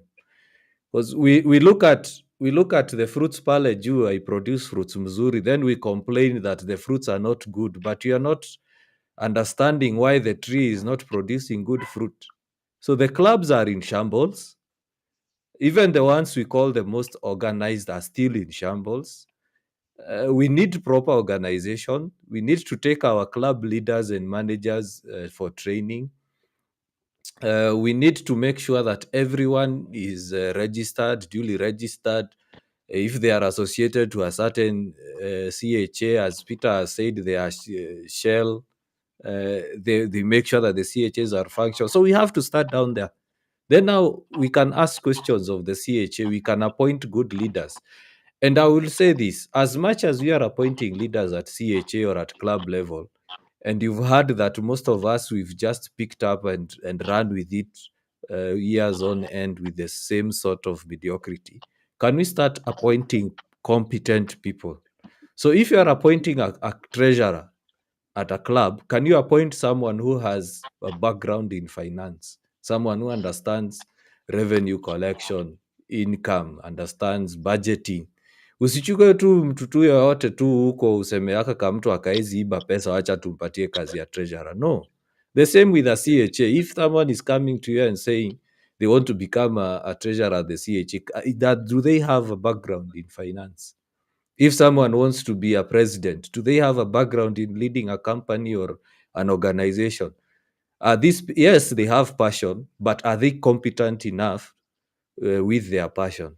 So I'm really glad that at least we've had Peter here who has given in black and white. And I'm glad to hear that. And actually now we can confirm that CHAs are interim. We don't have any CHAs. And nothing can change at KHU until we sort out the clubs and the CHAs. So tutashinda tukipiga kelele online, oh KHU, oh CG president, oh CG SG. But at the end of the day, there is nothing much you can do other than write long posts on social media. So the change has to start with the club. So for example, Maureen, Rudy Blazers, make sure everything is okay. Sisi wengine tujaribu kupush Park Road, our club, we get registered. If you are listening to this, get your club registered, get your things in order. And then now we can call for fresh elections and say, hey, number one, our constitution is not good. Let's get elections. And now we have good standing at the CHA so that we can get people who can join Akina Peter at the council to ask tough questions. So to concentrate so much on what is happening at the top there na huku chini, things are rotting. Sawa, asante sana. Peter, give us your final word. We have a very big problem, Juguna, and not unless we take time to understand where we are coming from, we are going down heavily without realizing. I'll just give you a practical example. Are you aware that at some point, Lugulu Girls High School were champions of the national schools hockey for 5 years in a row? Yes, I know. Yeah. And then what happened to Lugulu? Lugulu just disappeared like that, okay? Other schools have come up. Kisumu Boys, same thing. Duncan School has been there, and technically right now it is like they're trying to survive, okay? Maybe with the help of Kinadanko, it might get back on track. What am I trying to say? It appears like hockey is about a certain set of individuals, and maybe slowly, if these individuals exit the stage, it means that the sport maybe might have challenges. I don't know. That is the notion that exists, or that is the notion that is there. And maybe this has also gone to a level whereby certain individuals believe then the sport is only about them and it is not about other people. I'm praying for a moment when hockey will be a culture. And it's not about individuals, but a culture. So today, even if I was to exit this stage, the sport will live longer than me and not die just because I left the stage. And that is one of the problems that we are having, because right now, there's a set of people who think that if they were to exit the stage, this sport would come to an end. It's all about them. It's not all about individuals. It's about setting up a culture, the correct culture, the culture that will outlive all of us. Otherwise, we are on a very downward trajectory that is not going to establish the correct trend, the right things the way should happen. Another thing that we must also come to terms is that we need to start going back to class. We picked up this concept and we did not pick it up in the correct way. We need to go back, research, consult, investigate, learn and relearn. Hapa tusidanganyane, hatujui chenye tunafanya. Tuko hapa kwa sababu mimi na wewe tuliaicheza hockey. Lakini when it comes to managing issues, boss, we are just a clean slate. Kuna vitu Danko huwa na mention, namwambia bwana hiyo ni ya Oxford bwana, usilete hapa. But you know what he's saying is practical. Maybe it is something that we need to sit down and learn. Tujue vitu zina happen aje. Honestly, how do you run a sport for over 10-15 years and you still don't understand how to reach out, package yourself and reach out to a sponsor? It means there's something wrong. You don't have the skill, you don't have the tact. Then you need to go back to class and learn. Okay? Simple basics of fundraising. Where bwana? We are talking about 60 to 100 million. Kama mtu anaweza nunua saa ya 20 million. Sasa ku fundraise, ku set up tough. Kama church wamefika hiyo kiwango yenye wanapiga fundraiser paka wanaletewa 20. Yaani sisi watu wenye tuko hoki, sisi ni madanda paka hata hatuwezi fundraise tuwekee tough mpya. Tuko mbaya kiasi hiyo. And those are the things that I'm trying to say. Can maybe we just go back to class, tuanze tu kujifunza tu upya, tuanze kuelewa hizi vitu, because ile situation tuko ndani anataka kuja tufunze mathematics. By the way, wacha tu wakama hata tufunze, kubali si ni mapala, tujifunze, we start from there. Otherwise history is going to judge us harshly.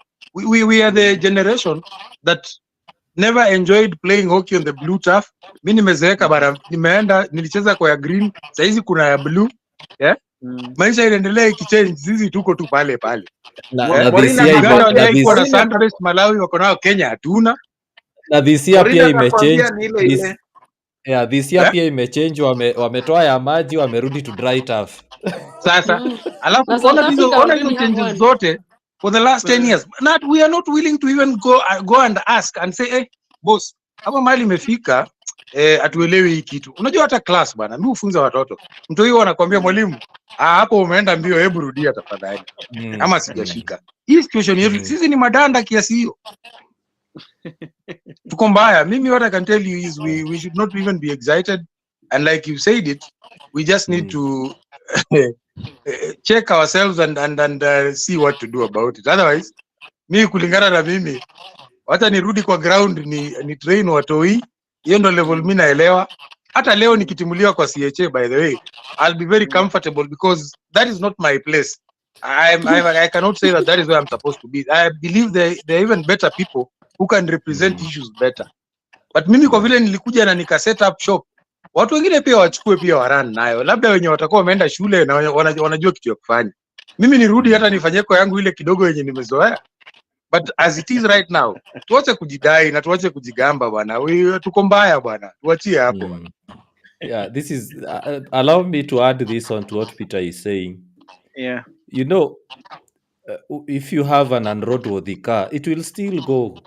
Let's say unatoka Nairobi unaenda Bungoma with an unroadworthy car, it will still travel, but at a very slow pace. Na utakuwa ukifika ile mlima ya Kinongi inachemka, unachukua blada unafunga unaongeza maji, ukiendaenda kidogo bolt imetoka, unaenda unanunua. We are still moving because I saw an argument somewhere, I don't want to say who said it, but they were saying, oh, Oliver amekuwa beach hockey, you see hockey is growing, we have a lot of clubs joining the league, hockey is growing, tuko na Empire siku hizi ni international, hockey is growing, unaona hata club champs ilikuja. You see, bado safari inaendelea, we are still achieving some small milestones. As I said, saizi labda gari imefika Kinongi imechemuka, but at what pace? By the time we catch up with hata Uganda, right now Uganda wametupita na mbali sana. Based on the organization I saw there, those guys wametupita. So at the end of the day, we need to, as Peter has said, unlearn and learn new skills, learn new ways of doing it. The most important thing here is first, all of us to admit we are wrong. We are doing this the wrong way. Tuanzie hapo. Tuseme yenyewe hapa mahali tumefika, hakuna haja ya kuteremka chini, tutapata oil. Tusimame mahali tuko, tujiulize hii shimo tutatoka aje tufike juu. So all of us are wrong. Can we now start doing the right thing? Yeah. Simon, just to add on that, the other day I did a pitch deck and I was presenting to one of the potential sponsors, and it was some good money for something I wanted to do back at home. And I was told, how will we support you if one, we don't have a structured CHA in your place, and then two, if we can't see updated audited accounts from your national association. Na hiyo conversation ilishia hapo, and that's how we lost very good millions. So as you said, we really need to rethink things. We really need to be objective in how we look at it. And we really need to transition from the amateur approach of how we are looking at hockey as a sport, that by the fact that we played, then we can be better managers, and probably start thinking of how we can grow management skills towards growing the sport. I think that's how I'm looking at it. Otherwise, as Peter is saying, tuko mbaya. And honestly speaking, CHS ni wapige tu kura for the moment, and then now we get back to the drawing board and we replan again. I like the way, Danko, you're thinking, which is a very good thing. But then just like what Peter said, go back, retrace your steps, find out what's going on. At least I don't know which county Maureen comes from in the village. Are you on our side or are you on Peter's side?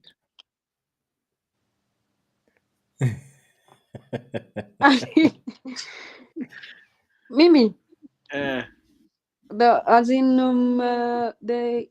association in terms of back in the village, which county do you think you belong to, or are you in? Mimi uko the county, I think nafika huko Homa Bay, manake huko Siaya. My original county ni Siaya, but there are no representatives there, so mimi niko huko Homa Bay. Okay, yeah, good. So let's go back to those county associations sort them out. Clubs kwanza. Because- Clubs Yeah, kwanza. clubs kwanza. But Mm. once we sort out the clubs, then we can move up and get into other spheres. Thank you very much, lady and gentlemen. Thank you for joining us. Peter, I think I'll need you next week again because you're asking the right things, which is what we need to be in this space. So Njugush, see you I next don't know. I don't know how we will change this narrative of people Mm. focusing so much on KHU and look at the big picture. Because every time I go online, in fact, even after the last show we had on Friday, nilisalimiwa kwa DMs, Yeah. nilisalimiwa sana.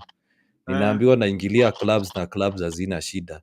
We need to change this view. We need to change. Simon, I think the Simon. reason as to why the reason as to why people, every other person is on KHU's neck is about the impression we've had since. That's why they blame inawafikia every single time. So unless turudi to regroup venye Peter amesema, that's when we'll get off the cocoon of blaming KHU of everything. So we start from the house, which is the club. From the house, we can go to CHs, who should be directing us on the way forward, right? Yeah. CHS So can't it you should be directing CHS. You should be directing. They cannot direct you. It is you to direct them. Oh, so we direct you, then you represent us. Yes. Okay. You know, Maureen, the issue here is this, hakuna vile wewe utaiandika mtu kazi, okay? Alafu huyo mtu anarudi kukupatia wewe instructions. It doesn't work that Yeah, way. it's about the boss and the staff. So without the Yes. boss is there, but so if who is the the staff boss is here? not there, Who's king here? The king is the client. Hata Danko atakwambia. Yeah. Unless we select The client is consultants. king. Yeah. So Unless unajua, we we are are ruining the selecting whole situation consultants. hapa. And that is why unapataga at some point mtu ako so arrogant and I imagine hii sport ni yake. Hii sport si yako. We are doing it on behalf of people. We are working on behalf of people and we should represent those people.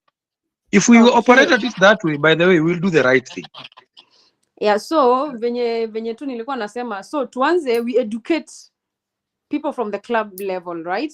Then ndo tupande hivyo so that we get off this mentality, every other mess is originating from KHU, right? Unajua Saimo, I had a very interesting experience in last year nikienda under 21 qualifiers in Egypt. I talked to one of the players was South Africa and he told me a very interesting thing. While in South Africa, them they were not sponsored by the national by the country. Literally, they had to fundraise. Every individual had to fundraise on their own to get to the competition. Okay, but sisi unajua tumezoea nini? Si unajua tu ni culture, tunajua tu ni serikali itafanya kila kitu. And it does not allow us to think outside the box. Mimi saizi I'm a very bitter person. Why? Look, we anticipate that in the next few months, most probably in November, clubs should be going for club championship. As we are talking right now, hakuna mtu amesema venue ni wapi. Ama Maureen ni mmeambiwa? Mmeambiwa? So una represent aje Jaguars? Ndio nakuuliza, hakuna mtu amesema. Wewe twende polepole nikwambie sasa vitu vile ziko. Hakuna mtu amesema venue ni wapi. Na una anticipate ya kwamba hiyo team inafaa plan vile ita travel na vile itakaa huko, wa fundraise wafanye hizo vitu zote. Watafanya lini? I'm just giving you an example. Yeah. So those are some of the things we are just off the mark and we need to accept that. Tuko mbaya mti yangu. Na si ati ni Kenya peke yake, hata Afrika tuko mbaya tu. Tunafanya tu vitu for the sake of it. So tuko too excited that mimi Simon has made a comment about structures. I was like, where you think if you think African hockey has structures? Maybe they are just operating the same way we are operating. Vibaya sana. We angalia ile mess tumekuwa nayo during club championship. Team imecheza paka the last day ndio mtu anagundua team iko na issues. Now you start considering banning that team. Mbona hamkugundua mapema? But how did they even get in the tournament in the first place? wamecheza mpaka siku ya mwisho ndo mnagundua tuko na issues. It means we have a problem. Let me tell you, and this is what I keep telling people. There's a word Danko uses, integrity. I don't think that thing exists in the hockey fraternity. It doesn't. At all. It does not exist. Because if something is done wrongly, why would it be so? Let's talk about that tournament. Yeah, the officials from Kenya who are sitting on those benches, the officials from Kenya who are umpiring those games. Yes. Those clubs know the rules. They knew what they were doing. The union itself was the one approving those lists, right? Yes. Are they making sure that those clubs are adhering to the tournament rules? Maybe they knew. Maybe they assumed. The composite team took a photo at KHU ground. The composite team. Walipiga picha na sponsor at City Park, and officials were there. People were approved. I mean, sometimes we are just joking. I mean, in this sport. You know, let me now speak about that tournament. I looked at that list and I asked someone, an official in the union, I asked them, is this right what is happening? They told me, yes, there's this rule. I asked him, okay, fine, that is okay, but what is going on here? These are more players than what is expected for them to be there. Kasema sawa, acha ninyamaze. When those things lipukada, I said, okay.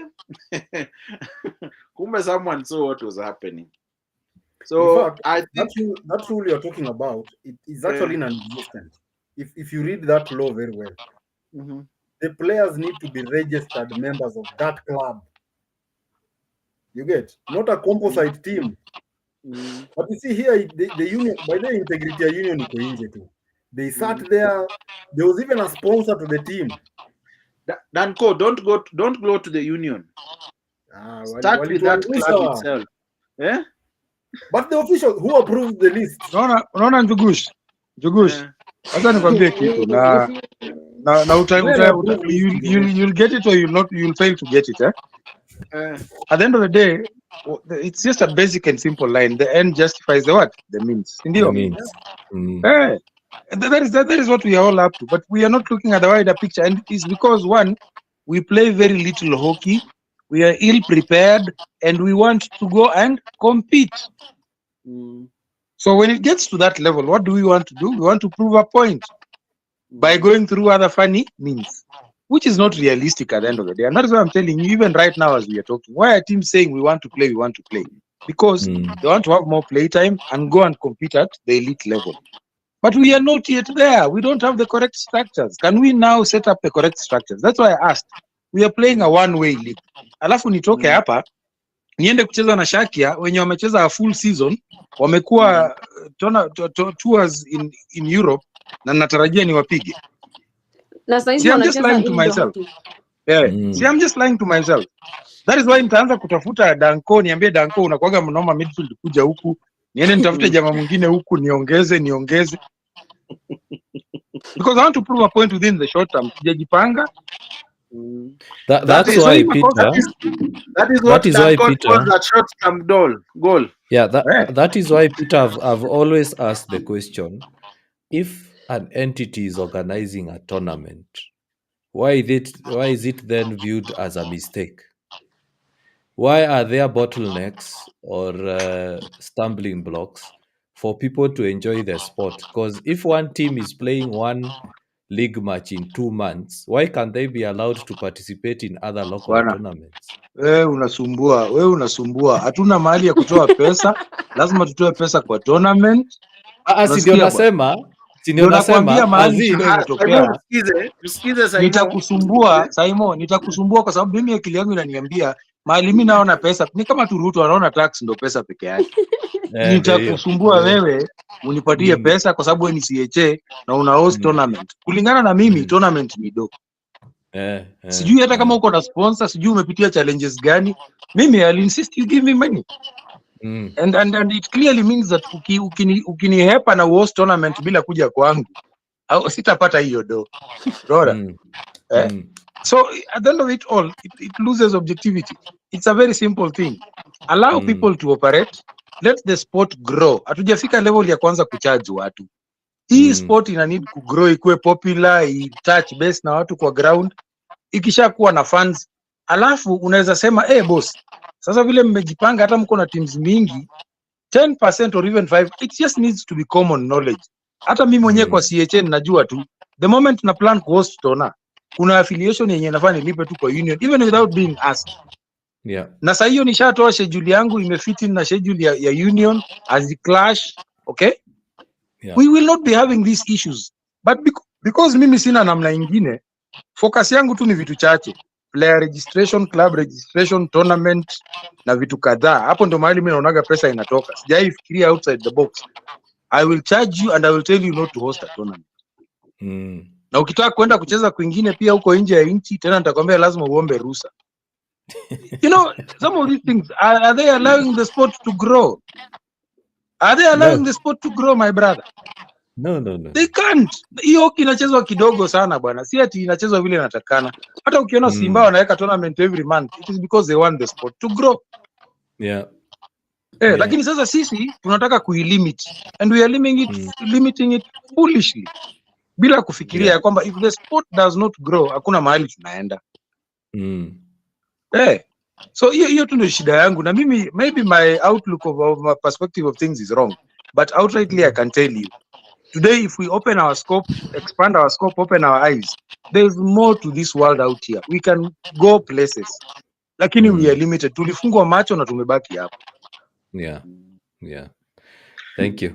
Asante sana. Before we leave, tomorrow there is a friendly, and I'm using this word very carefully. They are friendly involving 22 clubs, both ladies and gentlemen. Hautaki waitishwe pesa ya tournament? Hapana. Mimi niliambiwa si tournament, ni friendly. Wacha nitumia jina ya Danko, composite tournament. Which is happening at Dashmesh Stadium tomorrow. And let me just mention the clubs that are there. We have Green Sharks, we have the defending champions, which is DTE Western Jaguars. We have Parklands Hockey Club. We have the Blazers win that tournament, their first friendly. No, we didn't win. We lost 1-0 to Strathmore, right? Yes. Yeah. We have Sikh Union itself. We have Daikyo. We have KCA. We have KU men and ladies. We have Butali. We have Amira. We have Twinkle. We have Strathmore men and ladies, who are the defending champs. We have USIU men and ladies. We have Sima. Sima's doing a club ya wapi? Mombasa. But it looks like a composite, right?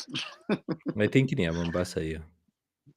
Ni Mombasa na Boka Kondani. It's not based anywhere. Ni club. Whenever you are available for a tournament, hiyo ni wakulaji ugali na maisha inaendelea.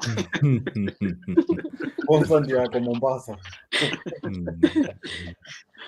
We have Sailors, we have Park Road, we have DFG Wolverines, we have Daystar. I don't know if it's men or women. And then we have Sliders, who are taking part in that tournament. So if you're in Nairobi, that is where you need to be. Dashmesh Stadium from 4 p.m. tomorrow all the way to 11 p.m. and on Saturday from 2 p.m. to 11 p.m. And if you're in Mombasa, the Coastal Hockey League is beginning tomorrow on Saturday rather.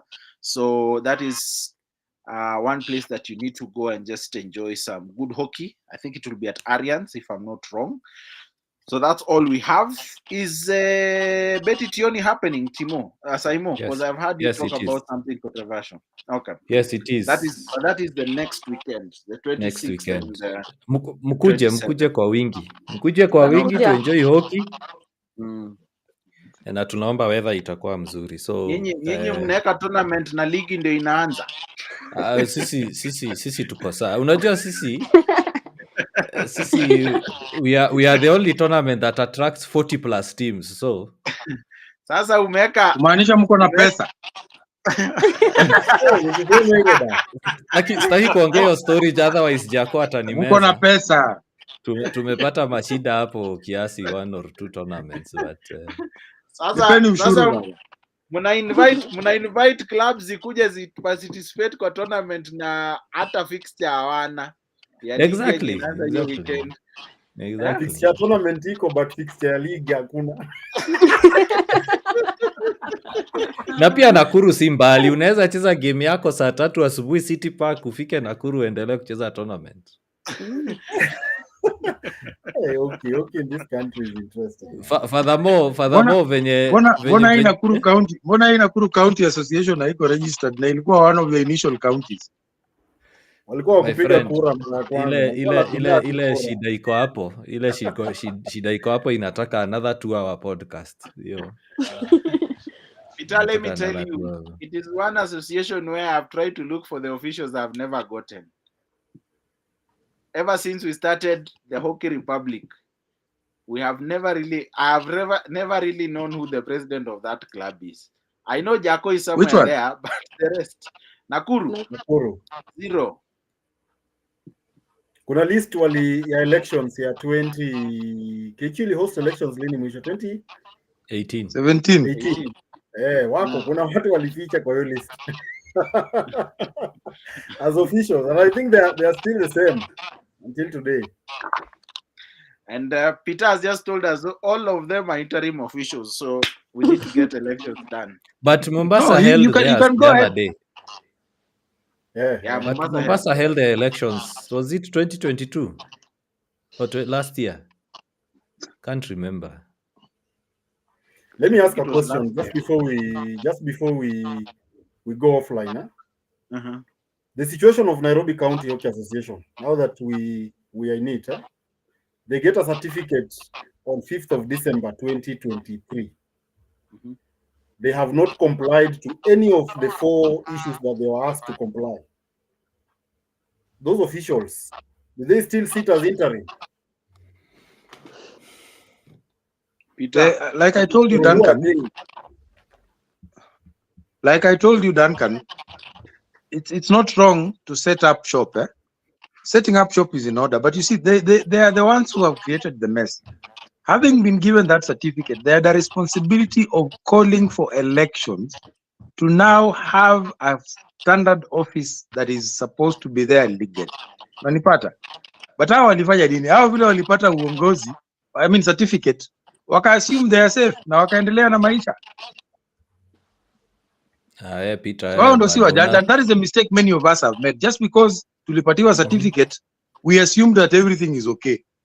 But do you talk to them about the mistakes they are making? Walikuwa na anticipate kura hapa karibuni. But wacha nikwambie, the registrar of sports is very clear by that. Tunaweza mlaumu, but mara mingi huwa tusomi instructions. Mimi nimekwambia tu ni excitement huwa inatumaliza. We don't follow what is expected of us. Unaambiwa wako hii kitu mmetengeneza ndio, but go back and put it in order. Go back and put it in order and then come back to us, because wacha nikwambie, without that entity, okay, kwenda commercial watu to bring them on board is not easy. By the way, it becomes a challenge. So you are given the benefit of doubt that you are the people who are representing the interests of the other in this particular journey, okay? So can you go and start? Unapewa hiyo mandate. Lakini mimi vile nimefika hapo na niko na certificate, si mimi nimetosheka, nini nyingine nataka? Life continues. Unajua so that's the thing that we really need to work on and change. Ya kwamba Nairobi Hockey iko hapo ndio, but ndio nimechallenge Maureen na nikachallenge watu wa Wazalendo and maybe any other club yenye imepata registration hapa tu juzi, that they have an association that they must put in place. Si hao majamaa, wale majamaa tu wanashikilia on behalf of. They need to put them to task that we want this put in place, we want things to go in this direction. We will have some sanity, we will have some order. Tuambie majina zao tuanze kuwa trace. Nitakutafutia na nitakupea. Please. By the way, I can assure you by close of business tomorrow utakuwa na hiyo detail. Promise. By the way, it's not a secret, it's something, it's public. unajua pia most of us huwa tunapata DL kabla ya kununua gari, so Unaongea sasa. Wewe sasa ndio umeiweka vizuri Saimo. Saimo sasa umesema ukweli wa mambo. Na pia uongeze hapo zingine hata ni za baa. ndio hiyo. Wewe Njugush, tumalize show. Utasalimiwa Peter. Mimi siogopi kusalimiwa, sijafanya makosa yoyote. Wanisalimie tu.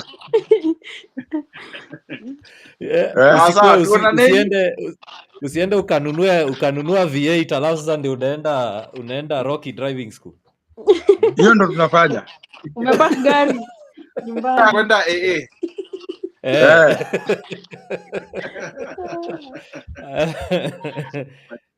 Cheni madharau. Tuonaneni next week. I think nitakuwa tu na nyinyi hapa as we look for other people who we can bring on board. See you next week, same time, same place.